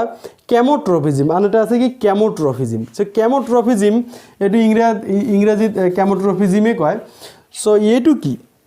ডিম্বকৰ দিশত পৰাগনলীৰ যিটো গতি এই গতিটোকে কেমট্ৰফিজিম বুলি কোৱা হয় এতিয়া ডিম্বকৰ দিশত পৰাগনলীৰ গতি চোৱা সপুষ্পক উদ্ভিদৰ ক্ষেত্ৰত ইহঁতে কি পুংজনন আৰু স্ত্ৰীজনন অংগ থাকে আমি নেক্সট চেপ্টাৰত এই বিষয়ে পাম সো ইয়াতে চোৱা এইটো হৈছে পৰাগনলী ঠিক আছে এই পৰাগনলীটো ইয়াতে ডিম্বক থাকে সো পৰাগনলীটো এনেকৈ ঘূৰি ঘূৰি ঘূৰি ঘূৰি এনেকৈ ডিম্বকৰ দিশত গতি কৰে পৰাগনলীটো ডিম্বকৰ দিশত গতি কৰে সো এই যিটো গতি এই গতিক কোৱা কেমট্ৰফিজিম বুলি কোৱা হয় ঠিক আছে সো এই কথাবিলাক মনত ৰাখিবা যে উদ্ভিদৰ চলন দুই ধৰণৰ আমি পালো এটা হৈছে কি বৃদ্ধি অনিৰ্ভৰশীল চলন বা স্বতন্ত্ৰ চলন এটা হৈছে বৃদ্ধি নিৰ্ভৰশীল চলন যেটো বৃদ্ধি আৰু বিকাশৰ লগত জড়িত তাত আমি পালো নীলাজী বনৰ পাতৰ চলন পালো স্বতন্ত্ৰ চলন এটো কিয় হয় কাৰণ কি নীলাজী বনৰ পাত স্পৰ্শ কৰাৰ লগে লগে সো ইয়াৰ কোষৰ পানীৰ তাৰতম্যৰ যোগেদি এই চলনটো সংঘটিত হয় ঠিক আছে আৰু কি এটা বৃদ্ধি নিৰ্ভৰশীল চলনত আমি বিভিন্ন ধৰণৰ পালো পোহৰানুবেগী চলন পালো ভূকেন্দ্ৰাবেগী চলন পালো জলানুবেগী চলন পালো কেমট্ৰফিজিম আমি পালো পৰীক্ষাত সুধে যে কেমট্ৰফিজিম কি এনেকৈ সুধে জলানুবেগী চলন কি ভূকেন্দ্ৰাবেগী চলন কি পোহৰানুবেগী চলন কি উদাহৰণ দিয়ে এনেদৰে পৰীক্ষাত দিব পাৰে তোমালোকে এই বস্তুখিনি ভালদৰে এবাৰ নোট কৰি লোৱা আৰু এবাৰ দুবাৰ চোৱা নিশ্চয় এইবিলাক ক্লিয়াৰ হৈ যাব ঠিক আছে এতিয়া আমি অধ্যয়ন কৰিম এই উদ্ভিদৰ হৰমোন সম্পৰ্কে উদ্ভিদৰ বিভিন্ন ধৰণৰ হৰমোন থাকে যেনেকুৱা auxin gibberellin cytokinin abscisic acid ethene so এনেকুৱা ধৰণৰ বিভিন্ন ধৰণৰ হৰমোন থাকে হৰমোনবোৰ হৈছে এক ধৰণৰ ৰাসায়নিক দ্ৰব্য যিবিলাকৰ জৰিয়তে উদ্ভিদে কি বৃদ্ধি বিকাশ আৰু পৰিৱেশৰ লগত সমন্বয় ৰক্ষা কৰে সো বৃদ্ধি হয় বিকাশ আৰু পৰিৱেশ এই তিনিটা বস্তুৰ লগত সমন্বয় ৰক্ষা কৰে কি এই উদ্ভিদ হৰমোনবিলাকে সো যেনেকুৱা অক্সিন সো অক্সিনে কি ইহঁতৰ কিছুমান কাম আছে এইবিলাক পৰীক্ষাত আহে সো অক্সিন কি কোষৰ আকাৰ ডাঙৰ আৰু দীঘল হোৱাত সহায় কৰে চোৱা আৰু অক্সিন কি ক'ত থাকে এইটো কোষৰ অগ্ৰ মানে কাণ্ডৰ অগ্ৰ অংশত থাকে সাপোজ এইটো এটা উদ্ভিদ আছে সো এইটো এটা উদ্ভিদ আছে সো উদ্ভিদৰ একেবাৰে অগ্ৰ অংশত কাণ্ডৰ অগ্ৰ অংশত অক্সিনটো থাকিব ঠিক আছে এই অক্সিনে কি এই কাণ্ডটোক আগবঢ়াই লৈ যোৱাত কি কৰে সহায় কৰে সো উদ্ভিদৰ এই কাণ্ডটো কি আগবঢ়াই লৈ যায় আৰু চোৱা এই উদ্ভিদৰ কাণ্ড কি পোহৰৰ দিশত সদায় গতি কৰে এইটো আমি জানো ইয়াতো চোৱা যে কিছুমান এনেকুৱা উদ্ভিদৰ অংগ আছে যিবোৰ কি সাপোজ এইটো এটা উদ্ভিদ সো এইটো এটা উদ্ভিদ এনেকৈ উদ্ভিদটো কোষ বিভাজন হৈ থাকে ইয়াৰ অগ্ৰ অংগৰ কোষ বিভাজন হৈ থাকে এনেকৈ বৃদ্ধি হৈ থাকে এতিয়া চোৱা সাপোজ ইয়াৰ পৰা সূৰ্যটো ইয়াত আছে সো ইফালে পোহৰ পৰিছে ঠিক আছে তেতিয়া কি এই কি অক্সিনটো এই পোহৰ নপৰা অংশত কি হয় ইয়াৰ কি ব্যাপন ঘটে সো আৰু কি পোহৰ নপৰা অংশত ইয়াৰ গাঢ়তাটো বৃদ্ধি হৈ যায় বৃদ্ধি হৈ যোৱাৰ ফলত এই অগ্ৰ অংশটো কি এনেদৰে বেকা কৰি দিয়ে আৰু কি পোহৰৰ দিশত গতি কৰাত কি কৰে সহায় কৰে ঠিক আছে সো যেতিয়া পোহৰ নপৰা অংশলৈ এই অক্সিজেনটো ব্যাপন হয় তেতিয়া এই পোহৰ নপৰা অংশত অক্সিজেনৰ গাঢ়তাটো বাঢ়ি যায় আৰু সেই গাঢ়তা বাঢ়ি যোৱাৰ ফলত কি কাণ্ডটো পোহৰৰ দিশত কি হয় বেকা হৈ যায় সো এনেদৰে সো অক্সিজেনৰ ক্ৰিয়াবোৰ চলি থাকে খালি এইটো মনত ৰাখিবা ইয়াৰ কাম পৰীক্ষা দেয় যে অক্সিজেন কি ইয়াৰ কাম কি অক্সিজেন এবিধ সঞ্জীৱনী পদাৰ্থ উদ্ভিদৰ সঞ্জীৱনী পদাৰ্থ ইয়াৰ কাম হৈছে কোষৰ আকাৰ ডাঙৰ আৰু দীঘল হোৱাত সহায় কৰে সো অক্সিজেন ক'ত পোৱা যায় অক্সিজেন উদ্ভিদৰ কাণ্ডৰ অগ্ৰ অংশত পোৱা যায় ঠিক আছে ইয়াক উদ্ভিদৰ ইয়াক কাণ্ডৰ অগ্ৰ অংশত পোৱা যায় এইটো মনত ৰাখিবা অগ্ৰ অংশত পোৱা যায় ঠিক আছে পোৱা যায় এই কথাটো মনত ৰাখিবা তাৰপিছত চোৱা জিবাৰেলিনে কি কৰে ই কাণ্ডৰ বৃদ্ধিত সহায় কৰে সো কাণ্ডবিলাক যে আছে কাণ্ডবিলাকৰ বৃদ্ধিত সহায় কৰে সো এইটো জিবাৰেলিন অক্সিজেন আৰু জিবাৰেলিনৰ কাম প্ৰায় একেই কিন্তু অক্সিজেনটো ক'ত থাকে কাণ্ডৰ অগ্ৰ অংশত থাকে ঠিক আছে সো আৰু জিবাৰেলিনে কি কৰে কাণ্ডৰ বাকি যিবিলাক অংগ আছে সো এইবোৰৰ কি বৃদ্ধিত কি কৰে সহায় কৰে আৰু সাইটোকাইনিনে কি কৰে কোষ বিভাজনত সহায় কৰে যদি কোষ বিভাজন নহয় তেনেহলে বৃদ্ধিটো হ'ব নোৱাৰিব সো কোষ বিভাজন হোৱাৰ ফলতে কি কাণ্ডৰ বৃদ্ধি আৰু বিকাশ চলি থাকে সো এই কোষ বিভাজন কামটো কোনে কৰে সাইটোকাইনিন নামৰ এবিধ সঞ্জীৱনী পদাৰ্থই কৰে ঠিক আছে আৰু চোৱা এপসাইচিক এসিডে কি কৰে উদ্ভিদৰ বৃদ্ধিত বাধা দিয়ে যেনেকুৱা তেতিয়া উদ্ভিদৰ বৃদ্ধিত বাধা নিদিলে কি কি প্ৰব্লেম হ'ব চোৱা উদ্ভিদটো এনেকৈ গৈ আছে এনেকৈ দেখোন ওপৰফালে গৈয়ে থাকিব চ' এনেকুৱাতো হ'ব নোৱাৰে যে ওপৰফালে গৈয়ে থাকিব চ' তাৰ কাৰণে কি প্ৰতিটো উদ্ভিদৰ নিয়ন্ত্ৰণ আৰু সমন্বয় ৰাখিবলৈ কি ইহঁতৰ বৃদ্ধিটো সঠিকভাৱে হ'ব লাগিব তো তাৰ কাৰণে কি এপচাইচিক এচিডে কি কৰে এই নিয়ন্ত্ৰণ আৰু সমন্বয় ৰক্ষা কৰে চ' ইহঁতে কি বৃদ্ধিত বাধা দিয়ে চ' কিমান ওখ হ'ব সেইটো এপচাইচিক এচিডে নিৰ্ধাৰণ কৰে চ' আৰু তেনেকৈ তোমাৰ পাত ফল আদি যিবিলাক সৰি পৰা কাম আছে এই কামবিলাক এপচাইচিক এচিডে নিয়ন্ত্ৰণ কৰে চ' তোমালোকক কেতিয়াবা পৰীক্ষাত সোধে যে পাত সৰি পৰাত কোনটো সঞ্জীৱনী পদাৰ্থই অৰিহণা যোগায় এইটো হৈছে কি এপচাইচিক এচিড আৰু ইথিনে কি কৰে ফল পকোৱাত কি কৰে আমাক সহায় কৰে চ' এই গছত সহায় কৰে কেতিয়াবা এইটো কৃত্ৰিমভাৱে আমি এই কামটো কৰোঁ কেতিয়াবা কৃত্ৰিমভাৱে দেখা যায় ফল পকোৱা ইথিনৰ জৰিয়তে কৰা হয় আৰু কি উদ্ভিদৰ ভিতৰত যিটো প্ৰাকৃতিকভাৱে যিটো ফল পকে এইটো ইথিনে এই কামটো সম্পন্ন কৰে এইখিনিতে চোৱা এই সঞ্জীৱনী পদাৰ্থৰ যিবিলাক কাৰ্য আছে এইবিলাক পৰীক্ষাত আহে যে কোষৰ অগ্ৰ অংশ ডাঙৰ আৰু দীঘল হোৱাত কোনটো সঞ্জীৱনী পদাৰ্থই অৰিহণা যোগায় এইটো হৈছে অক্সিন চ' অক্সিন ক'ত থাকে উদ্ভিদৰ অগ্ৰ অংশত থাকে চ' এবিধ উদ্ভিদৰ সঞ্জীৱনী পদাৰ্থ যেনেকুৱা জিবাৰেলিনে কি কৰে কাণ্ডৰ বৃদ্ধিত সহায় কৰে চাইটোকাইনিনে কি কৰে কোষ বিভাজনত সহায় কৰে আৰু এপচাইচিক এচিডে কি কৰে উদ্ভিদৰ বৃদ্ধিত বাধা দিয়ে ঠিক আছে যেনে ফল বা পাত সৰি পৰাত কি কৰে এপচাইচিক এচিডে অৰিহণা যোগায় আৰু ইথিনে কি কৰে ফল পকাত সহায় কৰে চ' এনেদৰে এই সঞ্জীৱনী পদাৰ্থৰ কাৰ্যবিলাক তোমালোকে মনত ৰাখিবা এইখিনিতে এটা প্ৰশ্ন হ'ব পাৰে এইটো হৈছে কি কাণ্ডৰ যি কোমলীয়া আগ আছে চ' এই কাণ্ডৰ কোমলীয়া আগৰ যিটো গতি আৰু অলপ আগতে যিটো পালোঁ নীলাজী বনৰ পাতৰ চলন আৰু কাণ্ডৰ কোমলীয়া আগৰ গতিৰ মাজত পাৰ্থক্য কি চোৱা আমি ইয়াতে পাইছোঁ কি কাণ্ডৰ কোমলীয়া আগৰ গতিটো কাৰ দ্বাৰা সম্পন্ন হয় এইটো চোৱা অক্সিন নামৰ এবিধ সঞ্জীৱনী পদাৰ্থৰ দ্বাৰা সম্পন্ন হয় কিন্তু পাৰ্থক্য তোমালোকে এনেকৈ লিখিবা যে নীলাজী বনৰ পাতৰ চলনটো এইটো হৈছে তোমাৰ বৃদ্ধি অনিৰ্ভৰশীল চলন বা স্বতন্ত্ৰ চলন আৰু তোমাৰ কাণ্ডৰ কোমলীয়া আগৰ যিটো চলন এইটো হৈছে কি তোমাৰ বৃদ্ধি নিৰ্ভৰশীল চলন আৰু নীলাজী বনৰ পাতৰ চলনটো তোমাৰ ক্ষিপ্ৰ বা দ্ৰুত গতিত হয় আৰু এই কাণ্ডৰ কোমলীয়া আগৰ যিটো চলন এইটো কি মন্থৰ আৰু কি নীলাজী বনৰ পাতৰ চলনটো এইটো পোহৰ অনুভূতিৰ প্ৰতি কোনো সঁহাৰি নিদিয়ে ঠিক আছে আৰু কি নীলাজী বনৰ পাতৰ চলনটো কি পোহৰ আনুবেগী চলন ঠিক আছে এনেদৰে ক'ব পৰা আৰু যিটো নীলাজী বনৰ পাতৰ চলন কি এইটো পোহৰ আনুবেগী চলন নহয় আনহাতে আৰু তোমালোকে ক'ব পাৰা এইটো কি নীলাজী বনৰ পাতৰ চলনটো এইটো দিশৰ লগত ইয়াৰ কোনো সম্পৰ্ক নাই ঠিক জাষ্ট উদ্দীপনাৰ প্ৰতি সঁহাৰি দিয়ে কিন্তু কাণ্ডৰ কোমলীয়া আগৰ যিটো চলন এই চলনটো কি এই উদ্দীপনাৰ দিশত হোৱা চলন চ' এনেদৰে তোমালোকে বিভিন্ন পাৰ্থক্য লিখিব পাৰা আৰু প্ৰশ্ন হ'ব পাৰে এইটো হৈছে কি নীলাজী বনৰ যিটো পাতৰ চলন এই আৰু আমাৰ ভৰিৰ চলনৰ মাজত পাৰ্থক্য কি ঠিক আছে চ' এইটো নীলাজী বনৰ পাতৰ চলন চ' ইয়াতে নীলাজী বনৰ পাতৰ চলন ঠিক আছে পাতৰ চলন আৰু আমাৰ কি ভৰিৰ চলন এই দুটাৰ মাজত যদি আমি পাৰ্থক্য লিখিব খোজো এক নম্বৰত চোৱা নীলাজী বনৰ পাতৰ চলনটো এইটো কি আমি প্ৰতিক্ৰিয়া বুলি ক'ব পাৰোঁ এইটো কি প্ৰতিক্ৰিয়া ঠিক আছে এইটো এটা প্ৰতিক্ৰিয়া চ' নীলাজী বনৰ পাতৰ চলনটো এটা প্ৰতিক্ৰিয়া আৰু ভৰিৰ চলনটো এটা ঐচ্ছিক ক্ৰিয়া ঠিক আছে ভৰিৰ চলনটো এটা ঐচ্ছিক ক্ৰিয়া চ' 2 নম্বৰত আমি লিখিব পাৰোঁ নীলাজী বনৰ পাতৰ চলনটো এইটো এটা বৈদ্যুতিক ৰাসায়নিক প্ৰেৰণাৰ জৰিয়তে প্ৰবাহিত হয় এইটো কি বৈদ্যুতিক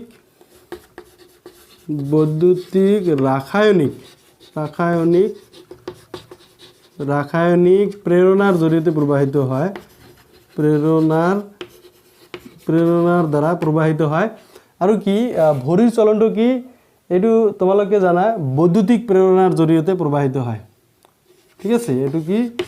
বৈদ্যুতিক প্ৰেৰণাৰ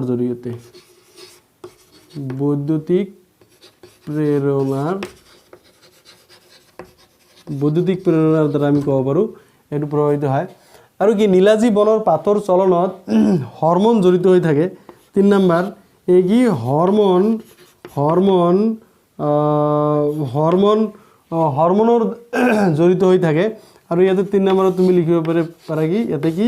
স্নায়ু জড়িত হৈ থাকে নীলাজী বনৰ ভৰিৰ চলনত কি স্নায়ু জড়িত হৈ থাকে আৰু নীলাজী বনৰ পাতত কি ইয়াতে বিশেষ কোনো কোষ নাথাকে আৰু ইয়াত ভৰিৰ চলনত কি বিশেষ কিছুমান কোষ ইয়াত জড়িত হৈ থাকে পেশী কোষ জড়িত হৈ থাকে ঠিক আছে আৰু ইয়াত কি কোনো ধৰণৰ কোষ ইয়াত জড়িত হৈ নাথাকে সো এনেকুৱা ধৰণৰ নীলাজী বনৰ পাতৰ চলন আৰু ভৰিৰ চলনৰ পাৰ্থক্য তোমালোকে লিখিব পাৰা এই নীলাজী বনৰ পাতৰ চলনৰ পৰা পৰীক্ষাত কোশ্চিন আহে সো আমি পাইছো কি নীলাজী বনৰ পাতৰ চলনটো এটো ৰাসায়নিক তোমাৰ প্ৰেৰণাৰ জৰিয়তে প্ৰবাহিত হয় ঠিক আছে ৰাসায়নিক প্ৰেৰণা পাইছো এটো ৰাসায়নিক প্ৰেৰণা ঠিক আছে ৰাসায়নিক প্ৰেৰণা সো ইয়াতে চোৱা আমি পাইছো কি নীলাজী বনৰ পাতৰ চলন কি যেতিয়া আমি স্পৰ্শ কৰো ই জাপ খাই যায় ইয়াৰ কাৰণটো হৈছে কি এই পানীৰ গাঢ়তাৰ তাৰতম্য সো পানীৰ গাঢ়তাৰ তাৰতম্য এই পানীৰ গাঢ়তা কোষৰ মাজত যেটো পানীৰ গাঢ়তা আছে এই পানীৰ গাঢ়তাৰ তাৰতম্য কি এই ৰাসায়নিক প্ৰেৰণাৰ জৰিয়তে ইহতে কি এই চলনটো সংঘটিত হয় পানীৰ গাঢ়তাৰ তাৰতম্য ইয়াতে ৰসায়ন জড়িত হৈ থাকে ঠিক আছে বৈদ্যুতিক ৰাসায়নিক মাধ্যমৰ জৰিয়তে এই এটা কোষৰ পৰা আন এটা কোষত এই পানীৰ তাৰতম্যৰ ভাৰসাম্য ইহতে ৰক্ষা কৰি চলে সো বৈদ্যুতিক প্ৰেৰণাৰ এই মাধ্যমৰ জৰিয়তে যেহেতু এটো সংঘটিত হয় সো সেইকাৰণে আমি স্পৰ্শ কৰাৰ লগে লগে কি এই নীলাজী বনৰ যেটো পাত আছে এই পাতটো কি জাপ খাই যায় কাৰণ যত আমি স্পৰ্শ কৰো সেই তাৰ গাত লাগি থকা যিবিলাক কোষ এটো স্লথ হৈ পৰাৰ কাৰণে কি তাত পানীৰ গাঢ়তা কমি যায় আৰু কি পাতটো জাপ খাই যায় সো এটো কি বৈদ্যুতিক ৰাসায়নিক প্ৰেৰণাৰ জৰিয়তে সেইকাৰণে নীলাজী বনৰ পাতৰ চলনটো সংঘটিত হয় সো আৰু যেটো আমাৰ ভৰিৰ চলন আছিল এটো তোমাৰ বৈদ্যুতিক প্ৰেৰণাৰ জৰিয়তে যেহেতু আমি জানো ইয়াতে যেনেকুৱা এই আমি পাইছিলো নহয় তোমাৰ এই নিউৰন সো নিউৰনৰ জৰিয়তে ইহতে বৈদ্যুতিক প্ৰেৰণাবোৰ প্ৰবাহিত হয় বৈদ্যুতিক প্ৰেৰণা আৰু এইবোৰ তোমাৰ আছিল কি ডেনড্ৰাইট আমি পাইছিলো এইবিলাক সো ইয়াতে তোমাৰ কোষ কেন্দ্ৰ থাকে এইবিলাক ডেনড্ৰাইট আৰু ইয়াতে সব মায়োলিন আৱৰণ থাকে আৰু এইখিনিক তোমাৰ দেহকোষ বুলি কয় দেহকোষ আৰু এইটো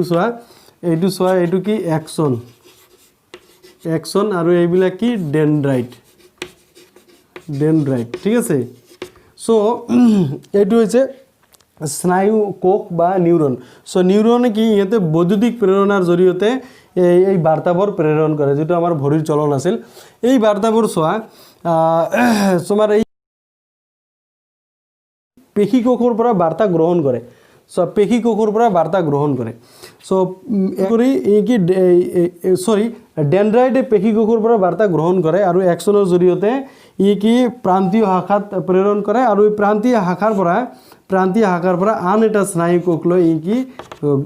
গুচি যায় সো এনেদৰে গৈ মস্তিষ্কত গৈ পায় এই যে ডেনড্ৰাইটে যে পেশী কোষৰ পৰা বাৰ্তাটো যে লাভ কৰে সো পেশী কোষ সাপোজ এইটো ধৰি লৈছো এইটো কি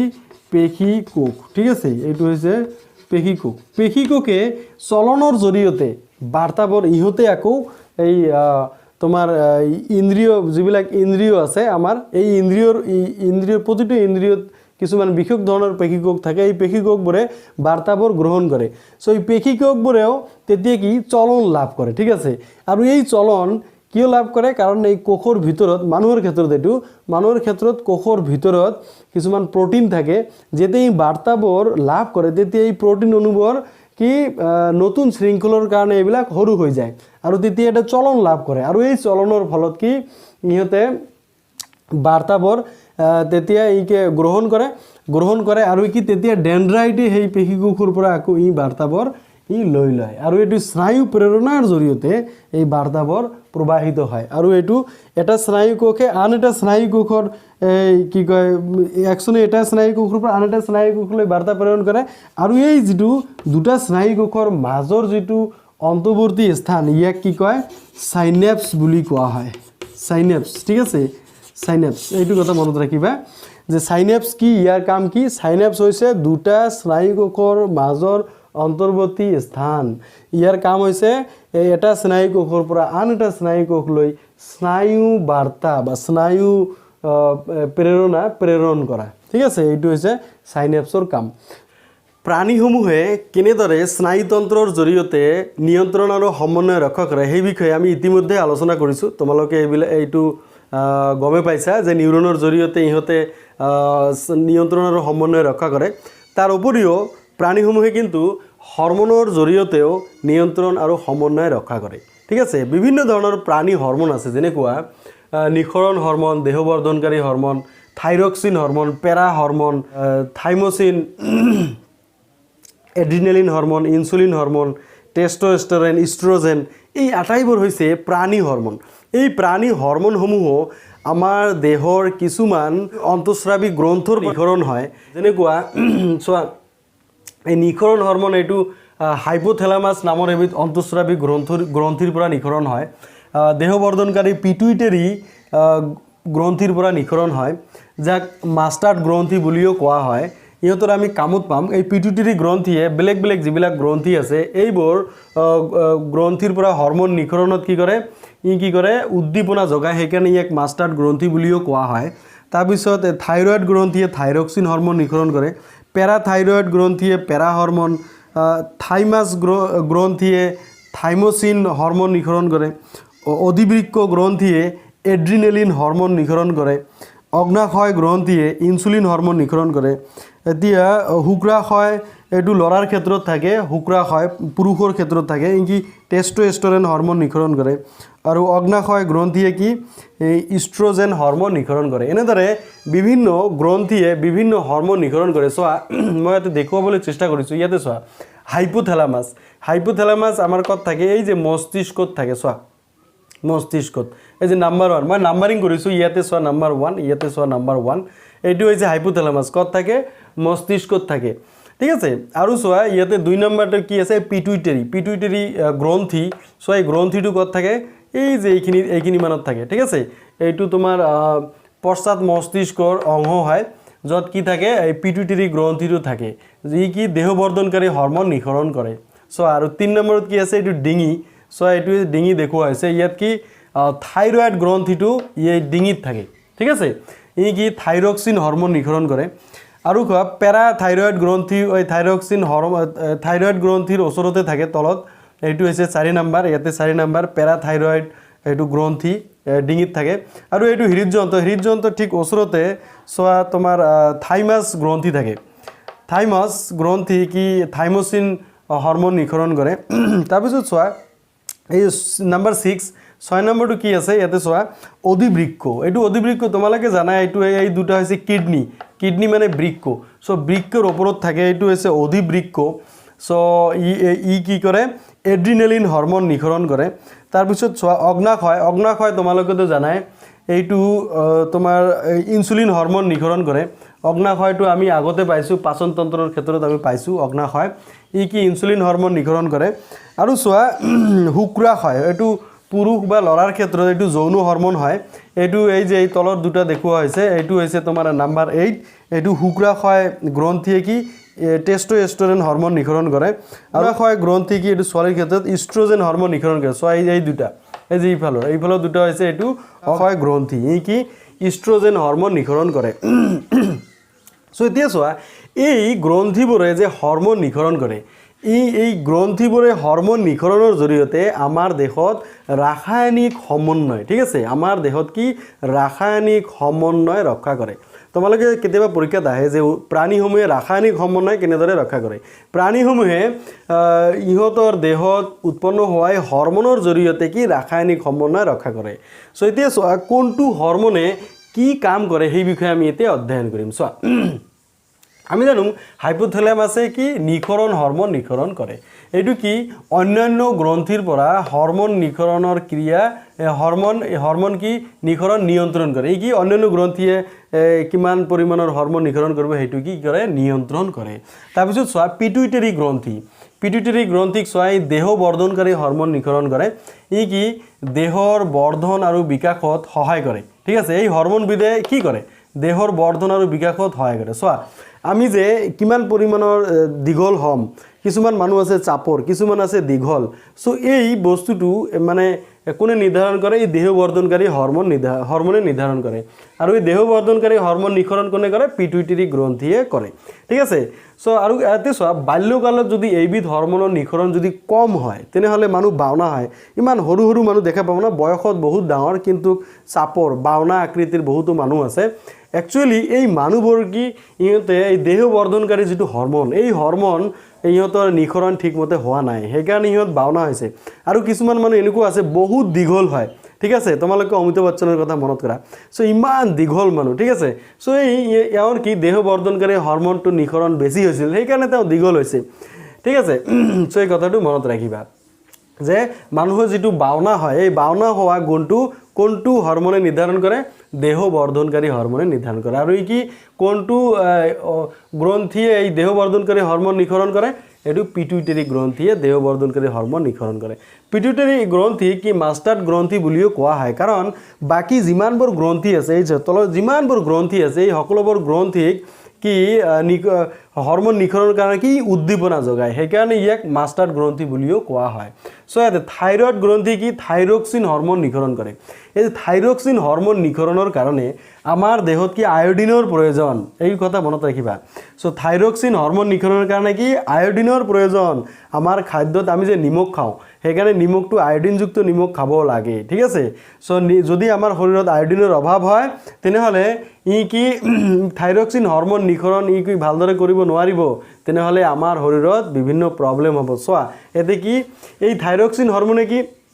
কাৰ্বোহাইড্ৰেট প্ৰটিন আৰু চৰ্বিৰ বিপাকীয় ক্ৰিয়াসমূহ নিয়ন্ত্ৰণ কৰে এই কথাটো মনত ৰাখিবা এই কি কাৰ্বোহাইড্ৰেট চৰ্বি তাৰপিছত প্ৰটিনৰ বিপাকীয় ক্ৰিয়া যিমান আমাৰ শৰীৰত হয় এই সকলোবিলাক থাইৰক্সিন হৰমনে নিয়ন্ত্ৰণ কৰে এতিয়া চোৱা এই যেটো মই আয়োডিনৰ কথা ক'লো যদি আয়োডিনৰ পৰিমাণ যদি আমাৰ শৰীৰত কমি যায় তেনেহলে থাইৰক্সিন হৰমন নিৰ্দিষ্ট পৰিমাণে ই কি নিঃসৰণ কৰিব নোৱাৰিব আৰু তেতিয়া কি আমাৰ গৰল ৰোগ হ'ব ঠিক আছে সো মানুহৰ যে গৰল ৰোগ হয় ডিঙিটো উফন্দি ওঠে তাক গৰল ৰোগ হোৱা বুলি কোৱা হয় আৰু সেই গৰল ৰোগটো কি থাইৰক্সিন হৰমনৰ অভাৱত হয় আৰু থাইৰক্সিন হৰমনৰ অভাৱ কিয় হয় তাৰ আয়োডিনৰ যদি আমাৰ শৰীৰত অভাৱ হয় তেনেহলে থাইৰয়েড গ্ৰন্থিয়ে থাইৰক্সিন হৰমন নিঃসৰণ কৰিব নোৱাৰে ঠিকমতে নিঃসৰণ কৰিব নোৱাৰে সেইকাৰণে আয়োডিনৰ অভাৱত কি আমাৰ গৰল ৰোগ হোৱা দেখা যায় ইয়াৰ কাৰণটো হৈছে কি থাইৰক্সিন হৰমনৰ অভাৱ থাইৰয়েড গ্ৰন্থিয়ে থাইৰক্সিন হৰমন নিঃসৰণৰ কাৰণে আয়োডিনৰ প্ৰয়োজন আৰু যথোপযুক্ত পৰিমাণৰ আয়োডিন যদি আমাৰ শৰীৰত নাথাকে তেনেহলে আমাৰ ডিঙিটো উফন্দি উঠে যাক আমি গৰল ৰোগ হোৱা বুলি কোৱা হয় চোৱা ইয়াতে 3 নম্বৰটো চোৱা থাকে ডিঙিত থাকে সো সেইকাৰণে ডিঙিটো উফন্দি উঠে গৰল ৰোগ তাত হয় ঠিক আছে তাৰপিছত চোৱা পেৰাথাইৰয়েড কি ই কি পেৰা গ্ৰন্থি নিঃসৰণ কৰে আৰু ই কি ক্যালসিয়াম আৰু ফসফৰাছৰ বিপাকীয় ক্ৰিয়া নিয়ন্ত্ৰণ কৰে এই কথাটো মনত ৰাখিবা ক্যালসিয়াম আৰু ফসফৰাছৰ বিপাকীয় ক্ৰিয়া নিয়ন্ত্ৰণ কৰে আৰু থাইমাছে কি থাইমোসিন হৰমন নিঃসৰণ কৰে ই কি এন্টিবডি উৎপাদনত সহায় কৰে অধিবৃক্ক গ্ৰন্থিয়ে কি এড্ৰিনেলিন হৰমন নিঃসৰণ কৰে এটো ভেৰি ইম্পৰ্টেন্ট অধিবৃক্ক গ্ৰন্থিয়ে এড্ৰিনেলিন হৰমন নিঃসৰণ কৰে ই কি কৰে ৰক্তচাপ হৃদয় স্পন্দন আৰু হখন আদি নিয়ন্ত্ৰণ কৰে সো এতে মই হৃদযন্ত্ৰৰ এটা ছবি আঁকি দিছো আমাৰ হৃদযন্ত্ৰৰ যদি স্পন্দন হৈ থাকে ধপ ধপ কৰি থাকে এইটো কোনে নিয়ন্ত্ৰণ কৰে এইটো কি এড্ৰিনেলিন হৰমনে নিয়ন্ত্ৰণ কৰে সো আৰু কি ৰক্তচাপ এই যে ব্লাড প্ৰেছাৰ কিছুমান মানুহৰ চোৱা এনে প্ৰেছাৰ হাই থাকে ল থাকে ঠিক আছে বহুত মানুহ তোমালোকে চাবা নরমাল মানুহৰ কি 80/120 তোমালোকে জানা এটো নৰমাল মানুহৰ কি 80/120 ব্লাড প্ৰেছাৰ থাকে ঠিক আছে এই 80/120 এই যে ব্লাড প্ৰেছাৰ ৰক্তচাপ এটো কোনে নিয়ন্ত্ৰণ কৰে এড্ৰিনেলিন হৰমনে নিয়ন্ত্ৰণ কৰে আৰু এড্ৰিনেলিন হৰমন কোনে নিঃসৰণ কৰে এটো অধিবৃক্ক গ্ৰন্থিয়ে নিঃসৰণ কৰে আৰু অধিবৃক্ক গ্ৰন্থি কত থাকে সো আছে নাম্বার 6 ইয়াতে সো আছে নাম্বার 6 টু ইয়াতে কত আছে এই যে দুটা বৃক্ক আছে বৃক্কৰ এই ওপৰত অধিবৃক্ক গ্ৰন্থিটো থাকে ঠিক আছে এইটো কথা ভালদৰে মনত ৰাখিবা আৰু চোৱা এই কি আৰু কি হখনো নিয়ন্ত্ৰণ কৰে আমাৰ যেটো হখন এইটো যেটো ৰেসপিৰেশন কয় এই ৰেসপিৰেশন এই কি এড্ৰিনেলিন গ্ৰন্থিয়ে নিয়ন্ত্ৰণ কৰে ঠিক আছে সো এই কথাটো মনত ৰাখিবা আৰু চোৱা অগ্নাশয় গ্ৰন্থি কি ইনসুলিন হৰমন নিঃসৰণ কৰে এইটোও ভেৰি ইম্পৰ্টেণ্ট তোমালোকৰ ক্লাছ 10ৰ কাৰণে। সো ইনসুলিন হৰমনটো খুৱাই কি তেজত গ্লুকোজৰ পৰিমাণ নিয়ন্ত্ৰণ কৰে। ইনসুলিন হৰমনে কি তেজত গ্লুকোজৰ পৰিমাণ নিয়ন্ত্ৰণ কৰি ৰাখে। আমাৰ শৰীৰৰ প্ৰত্যেকজন মানুহৰ শৰীৰৰ তেজত কি গ্লুকোজৰ পৰিমাণ নিয়ন্ত্ৰিত হৈ থাকে। যদি গ্লুকোজৰ পৰিমাণ বাঢ়ি যায় তেনেহ'লে সেই মানুহজনক ডায়েবেটিছ হোৱা বুলি কোৱা হয়। তেতিয়া কি কৰে আমাৰ ডক্টৰবিলাকে কি ইনসুলিন বেজি দিয়ে। তোমালোকে জানা যিবিলাক ডায়েবেটিছ বেমাৰ যদি তোমালোকৰ ঘৰত কোনো ডায়েবেটিছ বেমাৰৰ মানুহ থাকে তেনেহ'লে সিহঁতক সুধিবা সিহঁতক কি ইনসুলিন বেজি দিয়া হয়। সো ইনসুলিনৰ বেজি কিয় দিয়া হয় যাতে এই ইনসুলিন হৰমন যেটো আছে এইটো ঠিকমতে নিখৰণ কৰিব পৰা নাই বডিয়ে, তাৰ মানে অগ্নাশয় গ্ৰন্থি ইনসুলিন ভালদৰে নিখৰণ কৰিব পৰা নাই, সেইকাৰণে বাহিৰৰ পৰা ইনসুলিন দিব লগা হৈছে যাতে কি এই ইনসুলিন বেজিয়ে কি এই তেজত গ্লুকোজৰ পৰিমাণ নিয়ন্ত্ৰণ কৰি ৰাখে। ঠিক আছে। সো তেজত যদি গ্লুকোজৰ পৰিমাণ বেছি হয় তেনেহ'লে ডায়েবেটিছ হোৱা বুলি কোৱা হয়। এইটো কথা মনত ৰাখিবা। সো আৰু চোৱা অগ্নাশয় এইটো অগ্নাশয় গ্ৰন্থিয়ে কি টেস্টোস্টেৰন হৰমোন নিঃসৰণ কৰে। সো অগ্নাশয় গ্ৰন্থিয়ে কি টেস্টোস্টেৰন হৰমোন নিঃসৰণ কৰে আৰু অণ্ডাশয় গ্ৰন্থি এই কি ইষ্ট্ৰোজেন হৰমোন নিঃসৰণ কৰে। এতিয়া চোৱা অগ্নাশয় গ্ৰন্থি এইটো পুৰুষ নাইবা ল'ৰাৰ ক্ষেত্ৰত থাকে আৰু অণ্ডাশয় এইটো ছোৱালীৰ ক্ষেত্ৰত এই গ্ৰন্থিটো থাকে। ঠিক আছে। এই কি এই টেস্টোস্টেৰন আৰু ইষ্ট্ৰোজেন এই দুটাই যৌন হৰমোন হয় আৰু এই যৌন হৰমোন দুটাৰ বিষয়ে আমি ইয়াৰ পিছৰ যেটো অধ্যায় আছে এই অধ্যায়ত আমি ডিটেইলছত আমি আলোচনা কৰিম। সো এটা বস্তু মনত ৰাখিবা কি তোমালোকৰ পৰীক্ষাত আহে এইটো হৈছে কি ল'ৰাৰ যৌন হৰমনবিধৰ নাম কি, এইটো হৈছে টেস্টোস্টেৰন আৰু ছোৱালীৰ যৌন হৰমনবিধৰ নাম কি, এইটো হৈছে ইষ্ট্ৰোজেন। ঠিক আছে। সো এই দুটাৰ বিষয়ে আমি নেক্সট চেপ্টাৰত আমি ইন ডিটেইলছত অধ্যয়ন কৰিম। এতিয়া চোৱা আমি যিখিনি বস্তু অধ্যয়ন কৰিলোঁ এইখিনি তোমাৰ চোৱা এই পিটুইটাৰী গ্ৰন্থি, তাৰপিছত মই তোমালোকক আইডেণ্টিফাই কৰি দিছোঁ। চোৱা এই পিটুইটাৰী, তাৰপিছত তোমাৰ এই যে থাইৰয়েড, তাৰপিছত অধিবৃক্ক, তাৰপিছত অগ্নাশয়। ঠিক আছে। আৰু এই দুটা তোমালোকে নেক্সট চেপ্টাৰত আমি ডিটেইলছত পাম, এই দুটাও ধৰি লোৱা। সো এই কেইটা ইয়াৰ পৰা তোমালোকৰ ভেৰি ভেৰি ইম্পৰ্টেণ্ট, প্ৰত্যেক বছৰ ইয়াৰ পৰা এটা নহয় এটা প্ৰশ্ন আহিয়ে থাকে। এতিয়া চোৱা পিটুইটাৰী গ্ৰন্থিয়ে কি হৰমন নিঃসৰণ কৰে, দেহবৰ্ধনকাৰী হৰমন বা দেহবৰ্ধনকাৰী হৰমন কোনটো গ্ৰন্থিয়ে নিঃসৰণ কৰে, পিটুইটাৰী গ্ৰন্থিয়ে নিঃসৰণ কৰে। আৰু দেহবৰ্ধনকাৰী হৰমনৰ কামবোৰ কি কি, ইহঁতে কি দেহবৰ্ধনকাৰী হৰমনে কি দেহৰ বৰ্ধন আৰু বিকাশত সহায় কৰে। ঠিক আছে। এইটো মনত ৰাখিবা। আৰু কি থাইৰয়েড গ্ৰন্থিয়ে কি থাইৰক্সিন হৰমন নিঃসৰণ কৰে। সো থাইৰয়েড গ্ৰন্থিয়ে কি হৰমন নিঃসৰণ কৰে, থাইৰক্সিন বা থাইৰক্সিন হৰমন কোন গ্ৰন্থিয়ে নিঃসৰণ কৰে, থাইৰয়েড গ্ৰন্থিয়ে নিঃসৰণ কৰে। এতিয়া চোৱা আয়োডিন পুষ্ট লৱণ খোৱাটো কিয় আৱশ্যক, এই পৰীক্ষাত এইটো কোৱেশ্চন আহে যে আয়োডিন পুষ্ট লৱণ খোৱাটো আৱশ্যক, কাৰণ আয়োডিন আমাৰ শৰীৰত আয়োডিনৰ অভাৱ হ'লে থাইৰয়েড গ্ৰন্থিয়ে থাইৰক্সিন হৰমন নিঃসৰণ কৰিব নোৱাৰে আৰু থাইৰক্সিনৰ অভাৱত আমাৰ গৰল ৰোগ হয়। সো সেইকাৰণে আয়োডিন পুষ্ট লৱণ খোৱাটো আৱশ্যক। ঠিক আছে। আৰু চোৱা থাইৰক্সিন হৰমনৰ কামবোৰ তোমালোকে এইটো মই আগতে আলোচনাও কৰিলোঁ যে কি কাৰ্বহাইড্ৰেট, প্ৰটিন আৰু চৰ্বিৰ বিপাকীয় ক্ৰিয়াসমূহ কি নিয়ন্ত্ৰণ কৰে। সো আৰু চোৱা এই যে অধিবৃক্ক আহিল, অধিবৃক্ক কি এড্ৰিনেলিন হৰমন নিঃসৰণ কৰে। যে এড্ৰিনেলিন হৰমন কোনটো গ্ৰন্থিয়ে নিঃসৰণ কৰে, অধিবৃক্ক গ্ৰন্থি। অধিবৃক্ক গ্ৰন্থি কি হৰমন নিঃসৰণ কৰে, এড্ৰিনেলিন হৰমন। সো এড্ৰিনেলিন হৰমনৰ কাম কি, ই কি ৰক্তচাপ, হৃদয়স্পন্দন আৰু শ্বসন আদি নিয়ন্ত্ৰণ কৰে। এইবোৰৰ ক্ৰিয়া নিয়ন্ত্ৰণ কৰে, ৰক্তচাপ, হৃদয়স্পন্দন আৰু শ্বসন আদিৰ ক্ৰিয়া নিয়ন্ত্ৰণ কৰে। ঠিক আছে। এই কথাটো মনত ৰাখিবা। আৰু কি অগ্নাশয়, অগ্নাশয় গ্ৰন্থিয়ে কি হৰমন নিঃসৰণ কৰে কোৱা, ইনসুলিন হৰমন। আৰু যদি কয় ইনসুলিন হৰমন কোনটো গ্ৰন্থিয়ে নিঃসৰণ কৰে,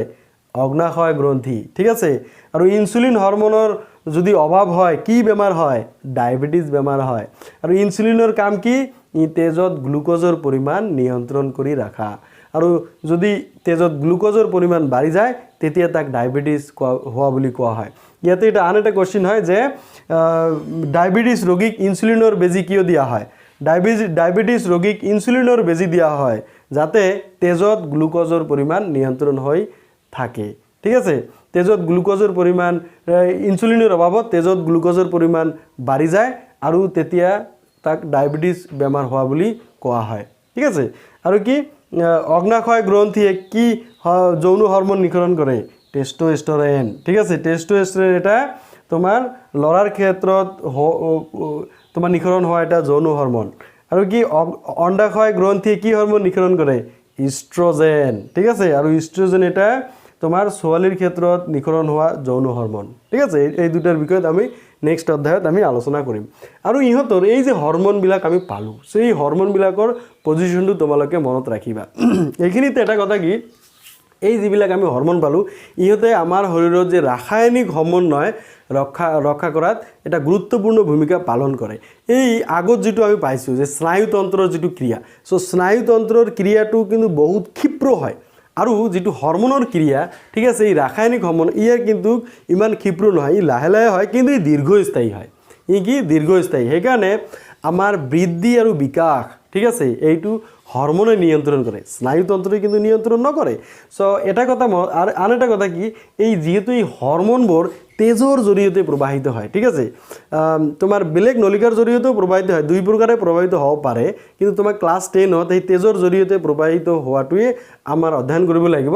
সো এইখিনি তোমাৰ সিলেবাছত আছে আৰু তেজৰ জৰিয়তে যেতিয়া হৰমোনবিলাক প্ৰবাহিত হয় তেতিয়া সেই তন্ত্ৰটো কোৱা হয় অন্তঃস্ৰাৱী তন্ত্ৰ ঠিক আছে সেইকাৰণে এই গ্ৰন্থিবোৰক অন্তঃস্ৰাৱী গ্ৰন্থি বুলি কোৱা হৈছে চোৱা সকলোবোৰ এই চোৱা অন্তঃস্ৰাৱী গ্ৰন্থি কাৰণ এই কি অন্তঃস্ৰাৱী তন্ত্ৰ এই গ্ৰন্থিবোৰৰ জৰিয়তে অন্তঃস্ৰাৱী তন্ত্ৰটো গঠন হৈছে ঠিক আছে সো এই অন্তঃস্ৰাৱী তন্ত্ৰৰ জৰিয়তে আমাৰ শৰীৰৰ কি ৰাসায়নিক সমন্বয় ৰক্ষা হয় এতিয়া চোৱা আমাৰ যেটো হাতৰ বৃদ্ধি মই যেটো আগতে কৈছোঁ চোৱা ইমান নিয়ন্ত্ৰিতভাৱে হৈ থাকে প্ৰতিটো হাতৰ আঙুলি চোৱা একেই সমান ঠিক আছে সো ইয়াৰ কাৰণটো হৈছে চোৱা ই আমাৰ যেটো এই মস্তিষ্ক আছে এই মস্তিষ্কই এই হৰমনৰ জৰিয়তে হৰমনক কি এই বৃদ্ধি আৰু বিকাশৰ এই দায়িত্বটো দি দিছে ঠিক আছে সো এই আৰু এই বৃদ্ধি আৰু বিকাশৰ দায়িত্ব যেহেতু হৰমনক দিছে আৰু হৰমনে ইমান সুচাৰুৰূপে এই কামবিলাক কৰে আৰু ই কি প্ৰতিটো কোষৰ লগত ই কি যোগাযোগ স্থাপন কৰে তেজৰ জৰিয়তে প্ৰতিটো কোষৰ লগত ই কি সংযোগ স্থাপন কৰে কৰি কি আমাৰ এই বৃদ্ধি আৰু বিকাশটো নিয়ন্ত্ৰণ কৰে সেইকাৰণে ইমান ধুনীয়াকে আমাৰ শৰীৰটো গঠন হৈছে যত কি মানে দুটা চকু তোমাৰ দুটা কাণ নাক দাঁত যিমান আমাৰ শৰীৰৰ অংগ আছে একদম কোনো মানে বিকল নোকোৱাকৈ গঠন হয় কেতিয়াবা বিভিন্ন কাৰণত কেতিয়াবা ব্যতিক্ৰম হোৱাও দেখা যায় এইটো জেনেটিক কিছুমান কাৰণ থাকে তাত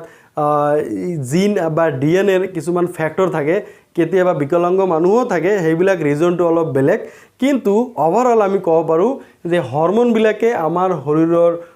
নিয়ন্ত্ৰণৰ ক্ষেত্ৰত এক গুৰুত্বপূৰ্ণ ভূমিকা পালন কৰে যাৰ জৰিয়তে আমি কি আমাৰ দেশত কি সমন্বয় এই ৰাসায়নিক সমন্বয়টো নিয়ন্ত্ৰিত হৈ থাকে ঠিক আছে সো